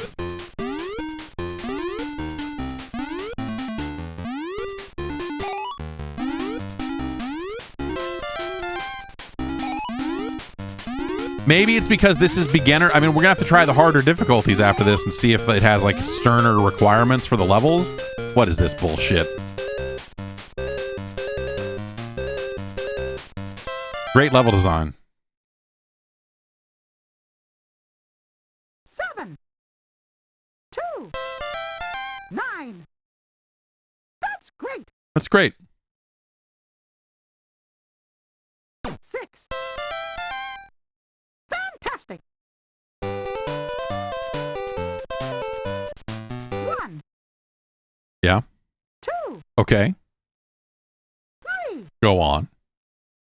4. Oh. 5. Well, you say so. 6. Yeah.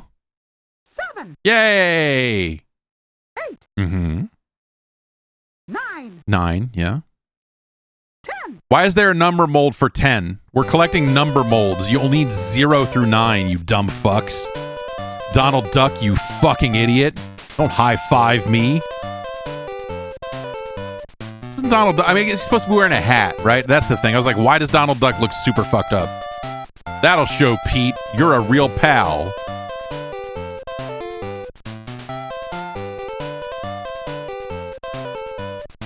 Game over.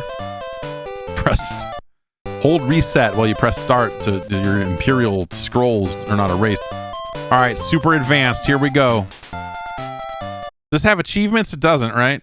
Unknown game. That seems unlikely. If we did it not launch right, if I... Oh, sure enough, it had achievements this whole time. It just didn't... It didn't ring them up. All right, well, maybe we'll get some on super advanced. Ah, phooey. Yeah, you said it. That's great. It's great. Oh boy, let's go. Let's see if our tactic... Okay, so it's still just collect the number 1.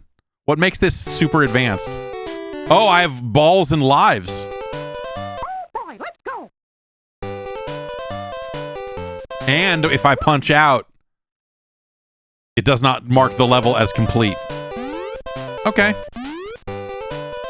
Weird that it's super advanced in like... Oops. Oh. Look at that. I don't get that star because I didn't... Because I hit it at the wrong time. So... Oh, fuck you! It ran into me, man. I was gonna wait till it said number 1 again.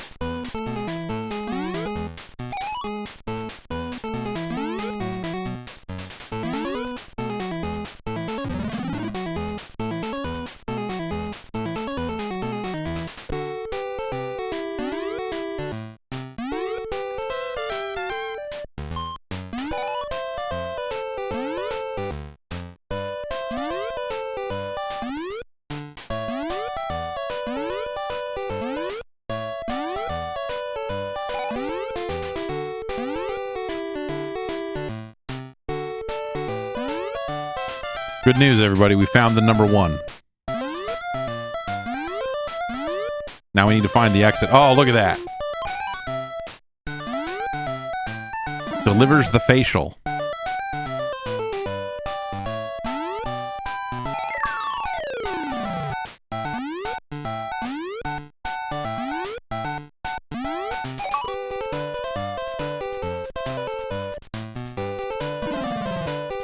At least collecting the wrong numbers doesn't kill you in super advanced.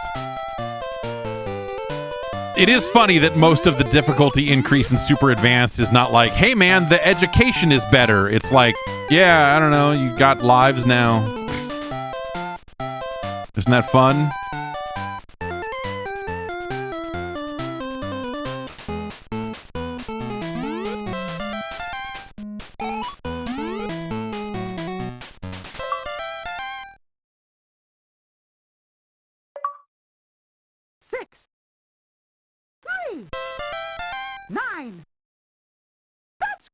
That's great. And we got some math problems here, so that's a little more challenging than what they had. Okay.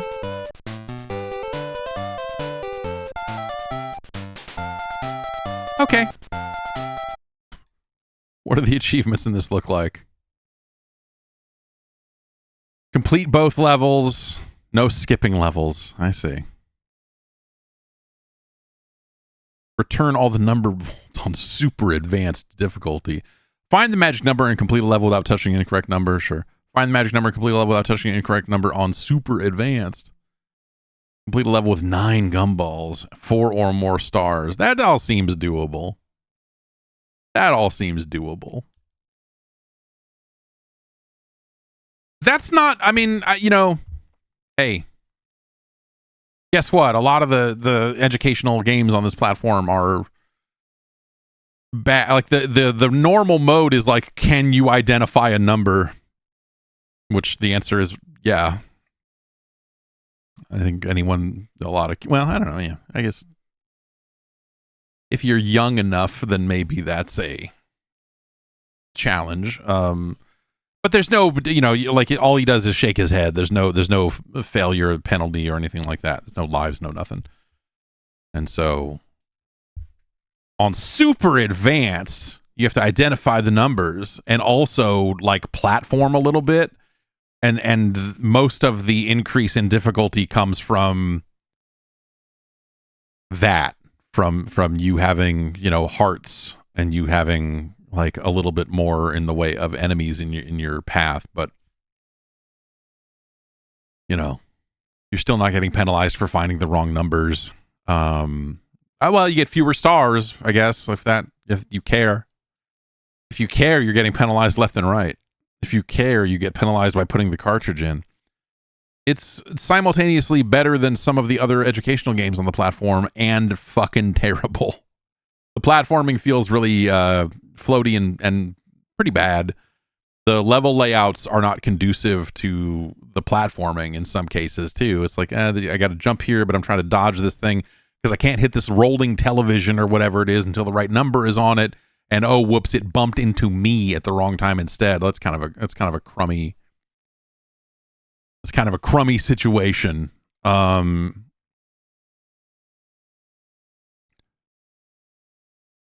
So like you could certainly do worse, but like it's no RC Pro-Am, a true educational game.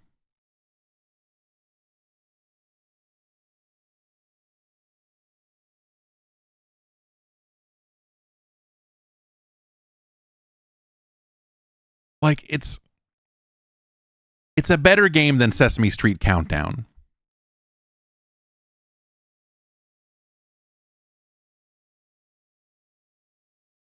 Which has a little bit, I don't know, like the Sesame Street Countdown, I think probably has more personality, but this in some ways is more of a game. I don't know that necessarily makes it better. It's better than Sesame Street Countdown, but it is certainly no Alfred Chicken.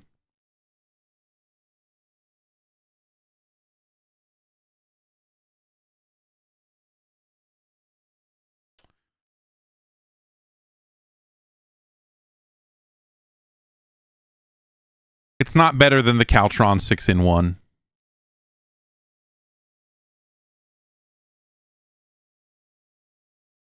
But it's better than Jack Nicklaus's greatest 18 holes of major championship golf.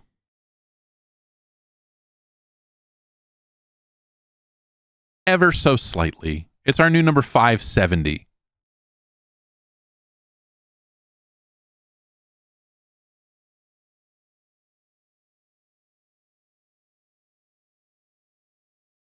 Like I think, the at least this resembles a proper video game and I think some of the other educational games on the platform can't like really hit that, and they just don't hit that mark. And I think a lot of the education is bad too. So at least this, when you're collecting the number molds and stuff, I'm losing my fucking mind. I heard a weird noise.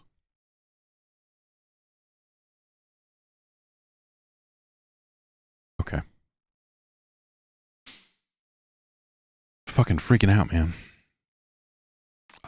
Mickey's Adventures in Numberland is our new number 570. Let me show you. It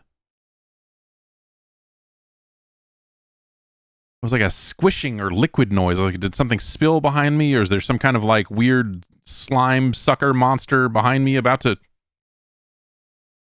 Oh.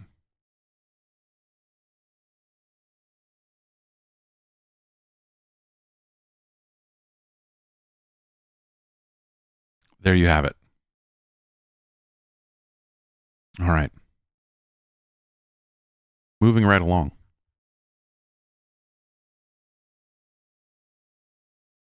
A game that is confusingly named by virtue of the way it is named in Japan, where this game was just called Goal, but this is technically Goal 2, and the first game was called Goal here in the States, but called something closer to what the naming convention used for like bases loaded. This is Jalico's second soccer game. Another 90s banger. Goal 2. You don't really see a lot of like, hey, we're going to literally spell out TWO. In the history, the pantheon of gaming. Do a ROM hack of this that just changes the screen to say TOO. It's Goal 2. Also, you don't really see a lot of NES games with options screens like this, like dedicated like game start, game options type of deals.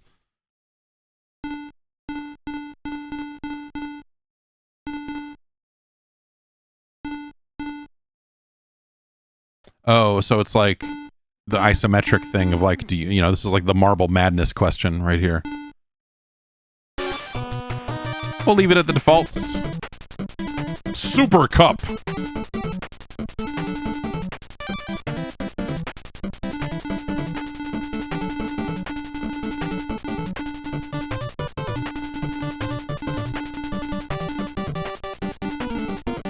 Uruguay. Wait, what do we got here?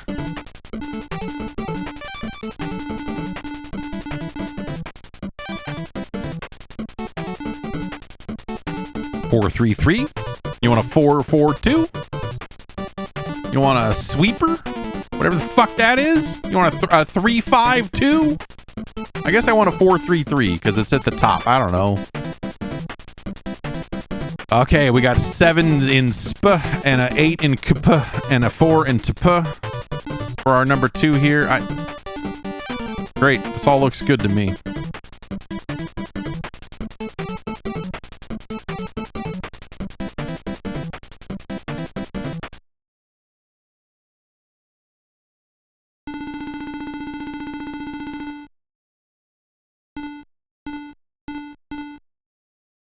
So what is it? We can either start with the ball or choose what direction we go in. I guess we'll start with the ball.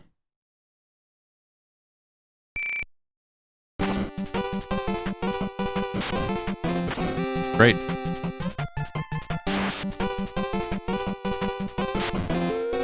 Whoa.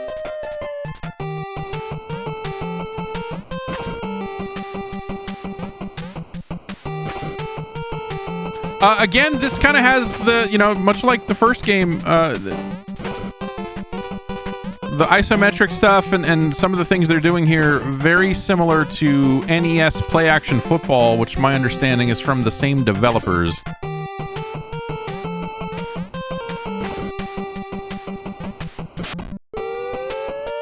This screen in particular, I think, further reminds me of that. So what do we got? Like a B button is like a... What the fuck are the buttons doing here? Ah!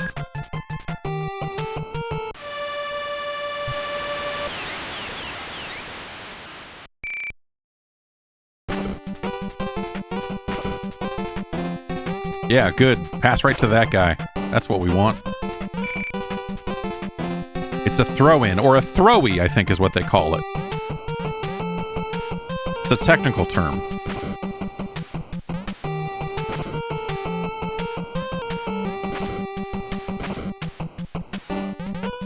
Oh, God. Stop it. Stop it. Stop him. Ravel turf. Bases loaded. Ravel turf. Bases loaded.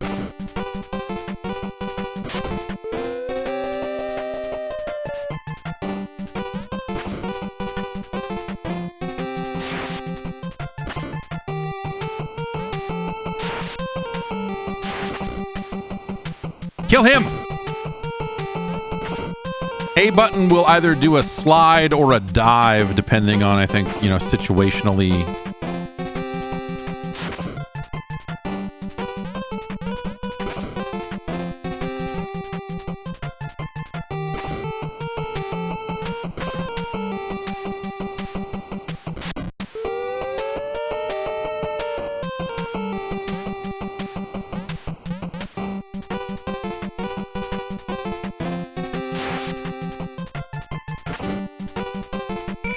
That's not where the net was.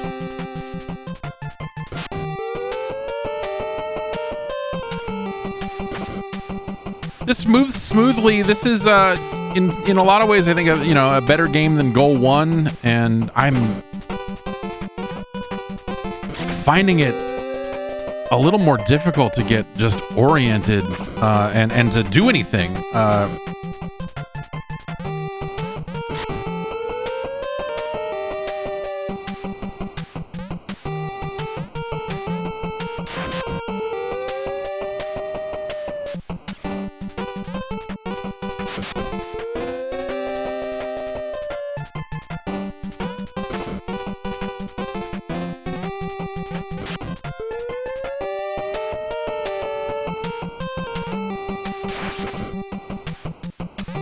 I could use a little more auto aim on the slide tackles. I feel like it's kind of hard. It's hard as it is to line that up.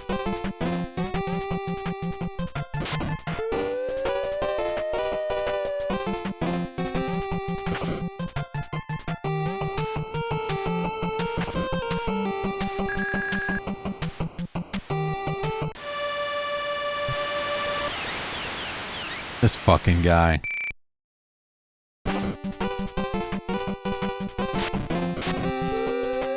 And the buttons are not like I want it to pass to a character, but the buttons A seems like it is shoot, but also B does not seem like it is pass.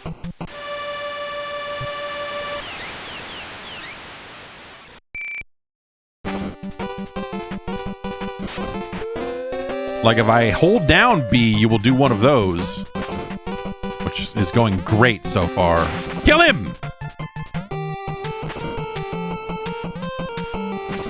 Dispossess these motherfuckers of the ball!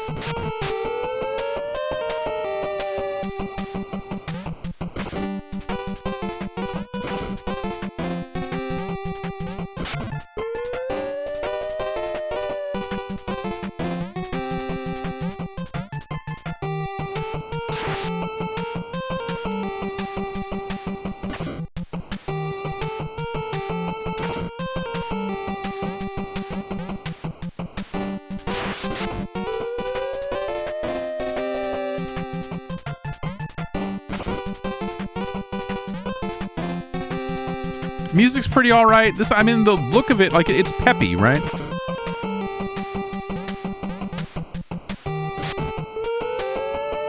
The game moves at a reasonable pace. I just like the particulars of fucking people up like that is my main problem with this game.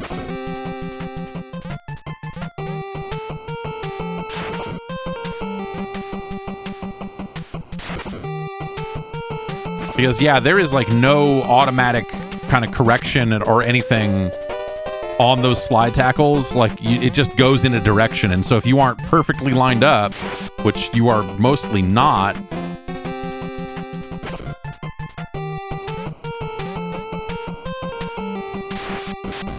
can we slide tackle the goalie? Is that permitted? That seems like a cool thing to do.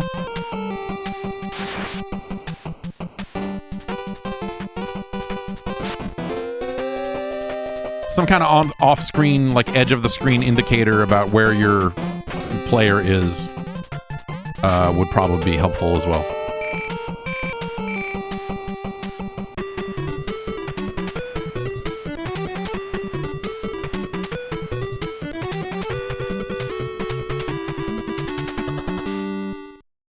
Fucking Scotland.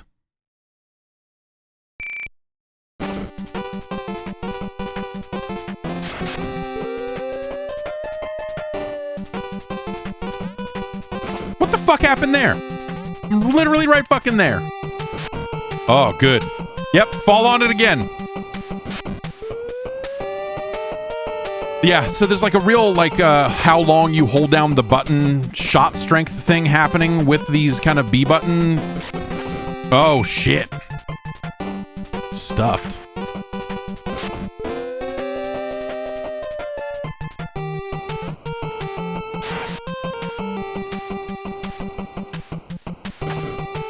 Like, I need a player here, and it's not giving me one, you know? It needs some kind of indicator that says, here's where your guy is that you're currently controlling. Like, that's kind of vital. It has it here, gives you the arrow over the head, and gives you the arrow here, but the minute your player gets off screen, you know, there are cases, and maybe it's because I'm playing poorly, but there are cases where I have no players on screen, and I don't know where my closest guy is.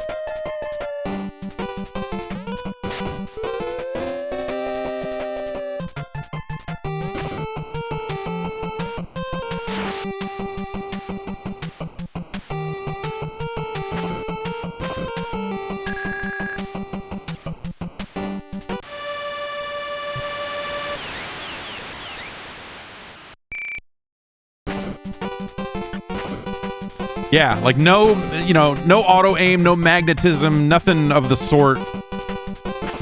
They want you to line these passes up meticulously. And oh Jesus. And if you tap the B button, that happens.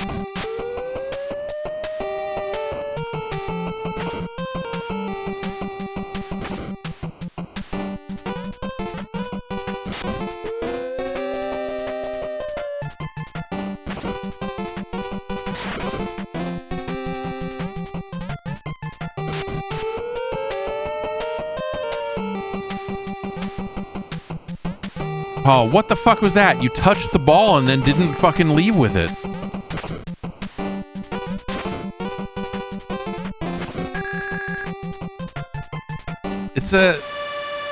This game is deceptive, man. It has the look and the general feel and stuff down, and then, oh, come on. You're killing me out there. Yeah, that's right. Look at him. He's dead.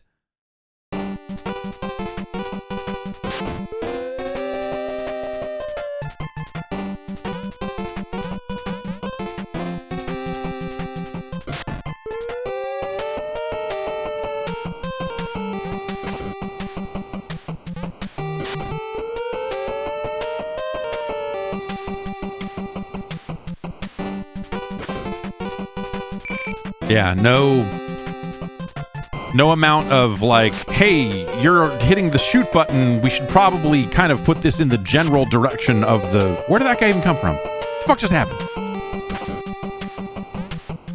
That guy gets hit with the ball, is stunned, doesn't move for a second. Like, this stuff's... Yeah, like I said, there's something off about this game.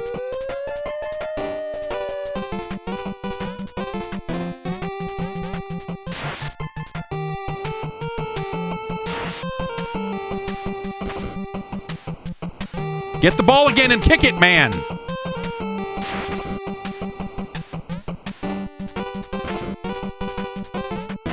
Fucking soccer.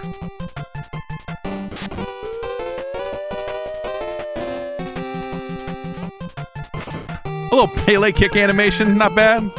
Little bicycle wheel, whatever. Kind of cool.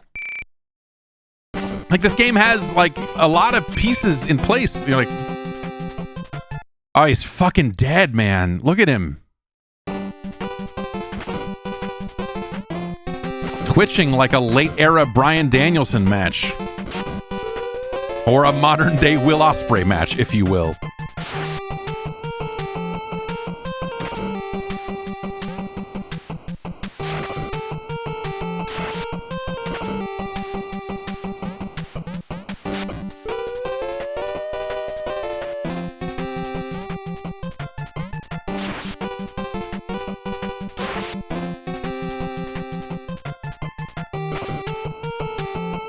Run up there and finish it, man. It bounces off the goalie. You run up and get the rebound. You pull down the board, to use a soccer term. And then you put it back in there.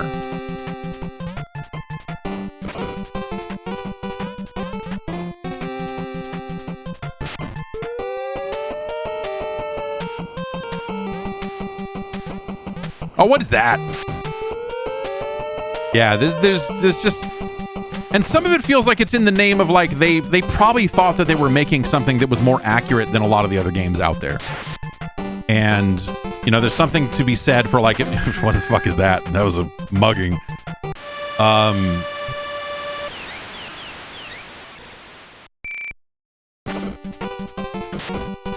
Like, the short little nothing ass fucking shot dribble thing there is technically interesting because you have so much control over the ball that you can just like push it out in front of you. But in reality, there's very little reason why you'd want to do that. And so you kind of end up in this situation where like when I tap B, he just goes blip and then ball's gone. Where these shots and passes should be aimed at other players. Like I said, they probably thought they were making something that was slightly more realistic. Because they're like, man, it doesn't need to be automatic passing and stuff. This is fucking real. You have far greater ball control in this than you do in the other soccer games. And And I don't think that's what is that? You're just like, fuck it, we're up by 9. I'm gonna fucking just give you the ball.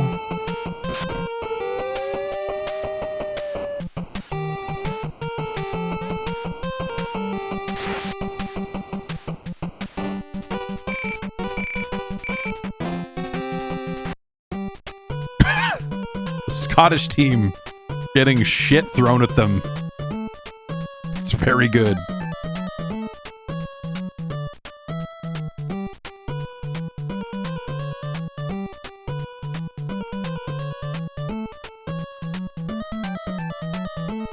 Something about this. Yeah, the fake Coke cans and fake Pocari sweats or whatever those are. Inaccurate. These should all be Iron Brews. Or, I mean, these should all be glass bottles of fucking Buckfast, right? I mean...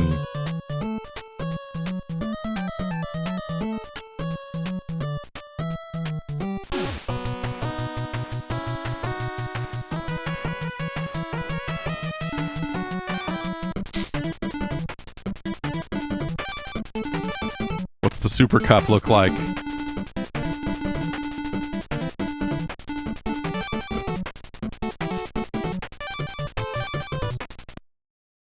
Poland again.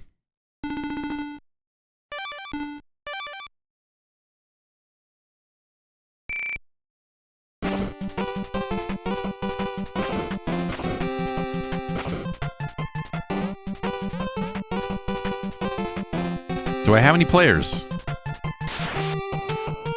Is it maybe that... Okay, now that I'm playing as Brazil, we should probably try that out to see what it's like playing with a team that might be slightly better. Okay, maybe it's not that different. Just say, is the problem that the Scottish team was terrible?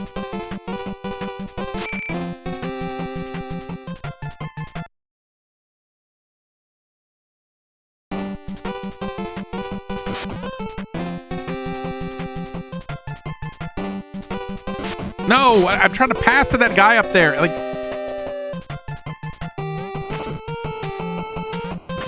this is...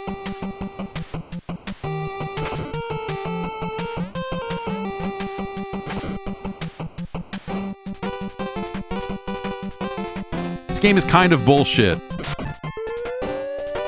But it's like all the pieces are really nice.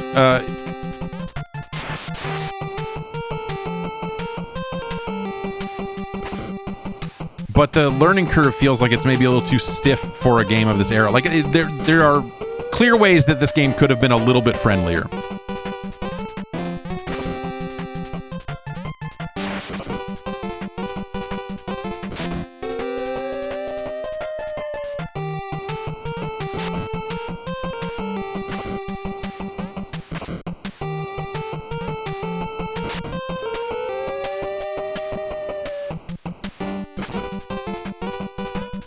But like, it has all that stuff. Like, you know, you're chesting it, you're heading it, you're doing crazy kicks. Like, you know, it's got some kind of cool shit in there.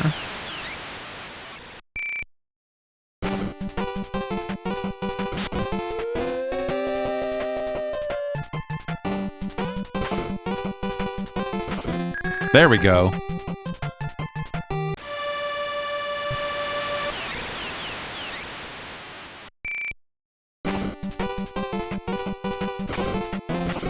I could do with like slightly small. I mean, you know, you get into like sprite flicker at a certain point, but I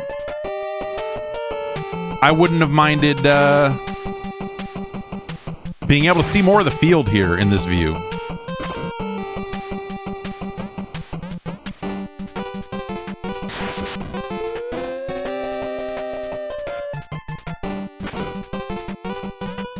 Isn't like molesting the goalie like an automatic red card? Is that like you can't? They frown on that.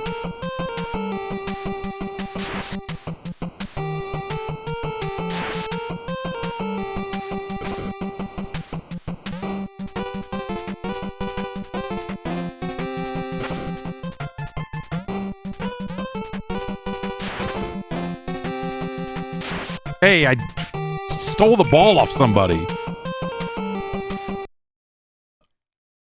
Oh God, my leg.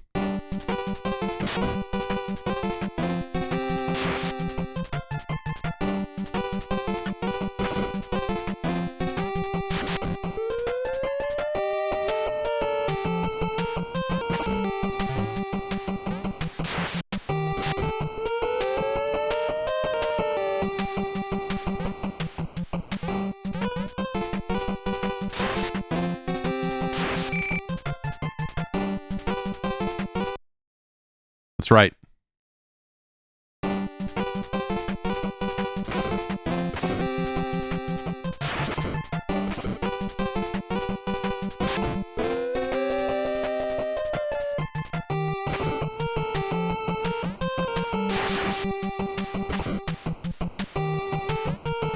Didn't have to catch that one, but okay.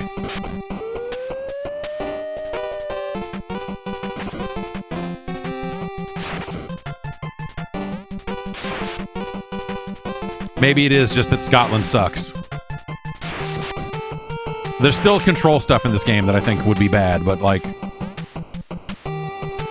But I do feel like this sucks, man. Like, how much time are these guys going to spend with none of my guys on screen? And why didn't that land? Like, you know, there's stuff there, too, that's just... What is happening here? What fuckery is this? I'm just going to hold this like this. And then the goalie's going to give this guy some kind of foot job. Whatever the fuck is happening here.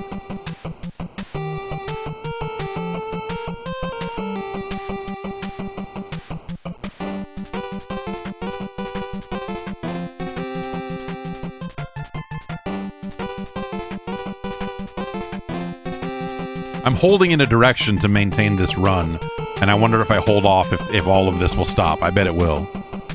Oh, nope.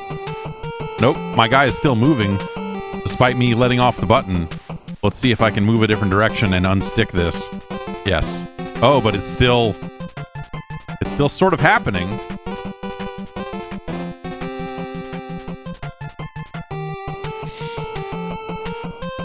You boys up for some FIFA?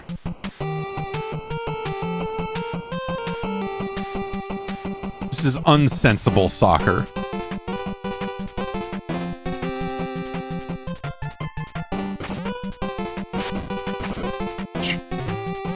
Okay.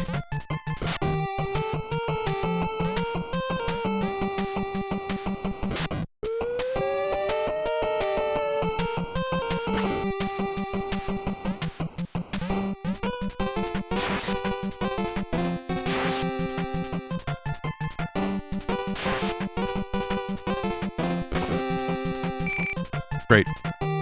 I feel like this game just, again, like, you know, you want to be able to aim your shots and with some nuance, but because of their dedication to having the ball go in the direction that you're pointing, you can really only move the ball in 8 ways because this is not an analog stick. And the game really suffers as a result. Like, you want to be able to hit the shoot button and have some kind of shot on goal take place, and then you aim within the context of that. So if I'm pulling to the left, but I'm hitting shoot, it's still going to know, hey, I should aim at the goal, but the left side of the goal. And so it's not really doing that per se, at least to the degree that you want it to do. And so the shooting feels, and just any kind of ball action feels really messed up. Like, not what you want. Great.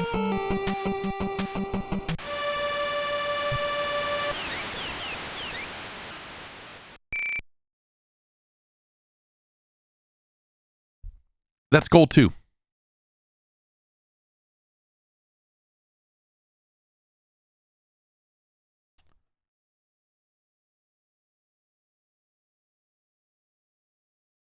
I mean, I guess our first question here is this better or worse than goal?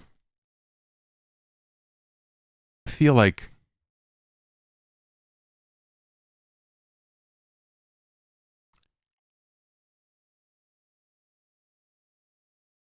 it's a better,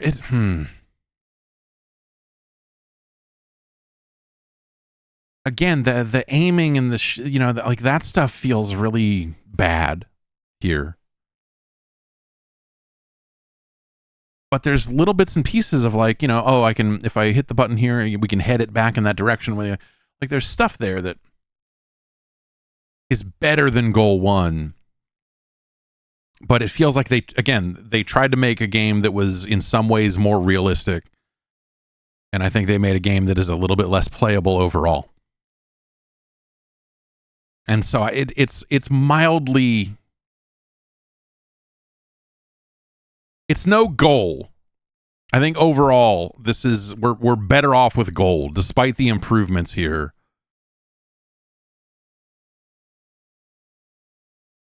I think the big problem with it is that they're trying to do too much for a game, for a platform that only has 2 buttons and an 8-way controller. It's the sort of thing that, if they want to say, hey, you need to aim all those shots and do all that shit, like, I need analog control because I'm going to be coming from a weird angle, And it doesn't, that nuance is lost in a lot of cases. And so your ability to kind of move the ball and do what you need to do is awkward. Ever so slightly awkward. And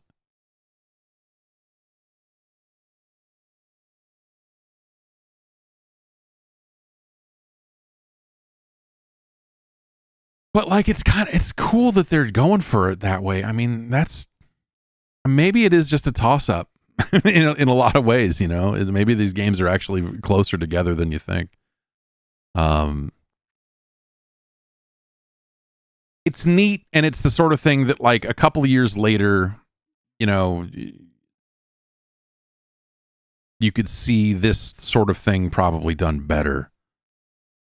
But I think that, again, there's nothing wrong with, like, hey, if I'm hitting the pass button, I want to pass to a player, or at least near a player. I think that's a decent expectation to have. And this game's willingness to just, like, fucking throw the fucking ball out there, I think is frustrating. You would eventually dial it in, like dialed in, like that's what they did do is, instead of, so what they ended up doing is, you don't have amazing control of the ball right off the foot. You pick one of your 8 directions and it just kind of goes.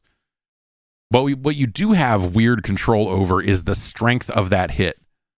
Because it is, if you hold down B button, that's when you get that pulled out view, which, again, that pulled out view looks really great, and that's really cool.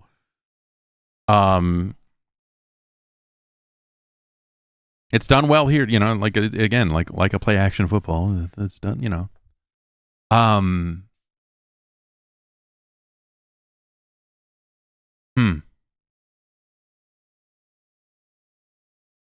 It's awkward, but I suppose it is slightly better than Goal 1.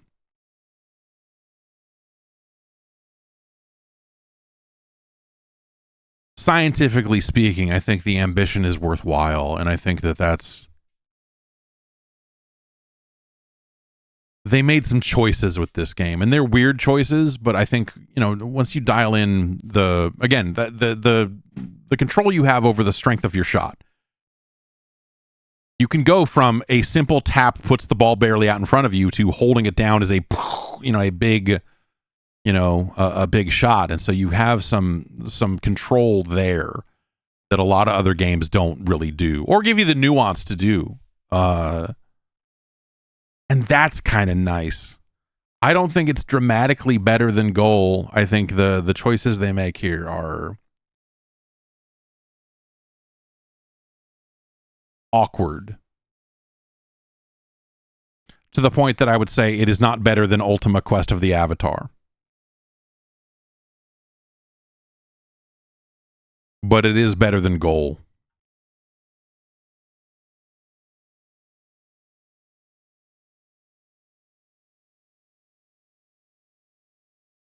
It is better than Goal.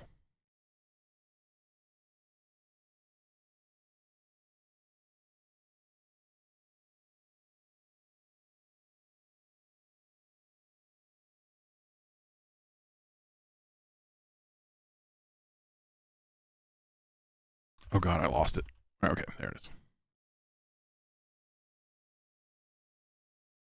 Okay, number 459. Yeah. Reviews of the Times, like, more like Goal 1.5. Yeah.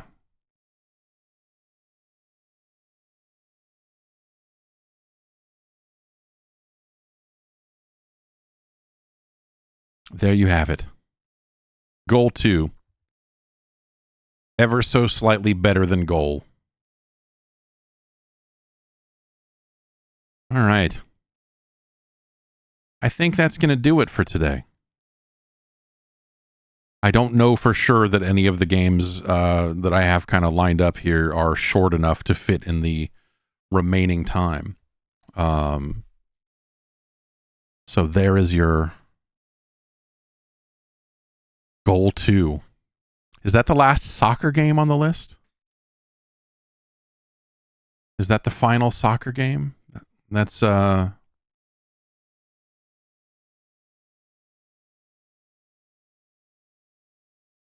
right, Nintendo World Cup is still left. Yeah.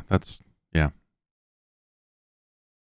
got a little bit of golf. It's as far as sports goes, let's look at the list here. What's we got Golf Grand Slam, Nintendo World Cup, the Chess Master, Quattro Sports, which was on the list for today, but we did not get to it. And I suppose that's it. Oh, Top Players Tennis. Top Players Tennis. And then that's it for sports. As far as like strategy and RPG stuff, there is AD&D Dragon Strike. We've got Destiny of an Emperor, Genghis Khan, Might and Magic Book 1, The Secret of the Inner Sanctum, Nobunaga's Ambition 2, and Wizardry 2, The Knight of Diamonds. We've also got this bad boy.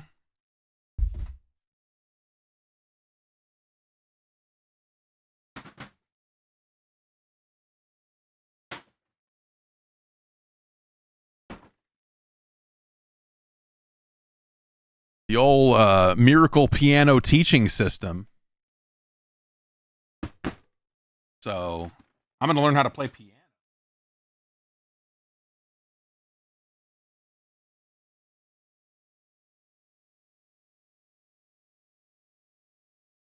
And I'm going to learn how to play piano. Right?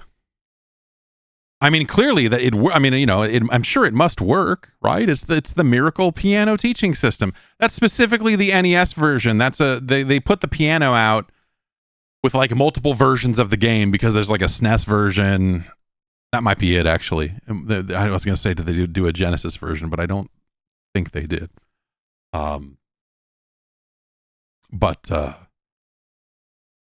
Maybe they did a computer version or something like that too. But your friends at Software Toolworks brought out a freaking piano that you hook up to your Nintendo. And my understanding is that the core on the Mister is good to go with that. Well, I have not tested that part out yet, but I believe I've seen one of the Mister developers say, "Hey, this should work." So that's exciting. The Mister is there are people out there that have like vibe coded retro achievement support into the Mister, and it's not part of the main line or anything like that. I don't know. It probably has a lot of cleanup and stuff that needs to happen, but like it seems like they're getting closer to some kind of workable solution for retro achievements on the Mister. And it's not hardcore achievements right now. It's just softcore. So that is still like, there's still more work to do there, and it's like core specific and everything. But like you could theoretically go unlock softcore NES achievements on a Mister right now just by downloading like a new main and the NES core, the forked kind of updated NES core, which is kind of rad. But we'll kind of see if that makes it into kind of the mainline,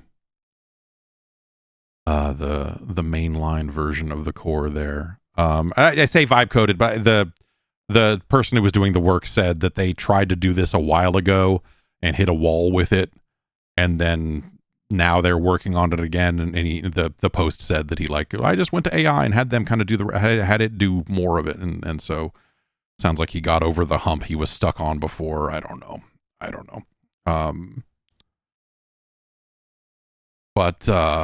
Yes, there is some fork of the Mr. Stuff out there with retro achievement business in it.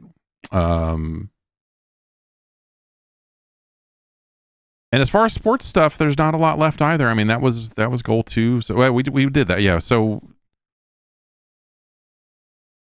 yeah, there's top player tennis. Was there another soccer? I guess Nintendo World Cup and Golf Grand Slam. I guess that's all. Man. There's a number of simulator style games as well. We've got Battle Tank, F-117A Stealth Fighter, Ultimate Air Combat, which was also on for today, but we'll push back as a result of how long Dragon Warrior 4 took. I did not, you kind of never know with the role-playing games, if that's going to be a quick one or not. That's a Dragon Warrior 4, I had messed with it a little bit a long time ago and have not really touched it in years and years and years. And seeing that again, I am super impressed with that. Kind of thinking about what that game means for the genre and the franchise as well. I think there's some kind of fascinating stuff about that game that is really, really impressive. And then as far as just straight up RPGs, in that style, I think Capcom's Destiny of an Emperor is kind of the last one of those. But then you just do still have, as I said, Wizardry 2 and Might and Magic. And then Dragon Strike, whatever that is. But I think, is Dragon Strike more of an action game than a role-playing game? It is a Dungeons and Dragons licensed game, but maybe it is more... That's the one where the dragons fight, right? So it's more action-y. I forget. It's kind of the beauty of this is there's a number of games left here still that I don't think I have ever played. And so so I'm excited to kind of get into that. Starship Hector is still on the list. Twin Cobra, Firehawk, all the hits. Caesar's Palace, nothing but bangers remaining. Come on back next Friday. We'll rank another batch here. We might. We'll see. I got to reshuffle things here, but I did have DuckTales 2 pinned in for next week, so we might see that make its way to the list. I don't know. I'll see you next Friday. Have a good one.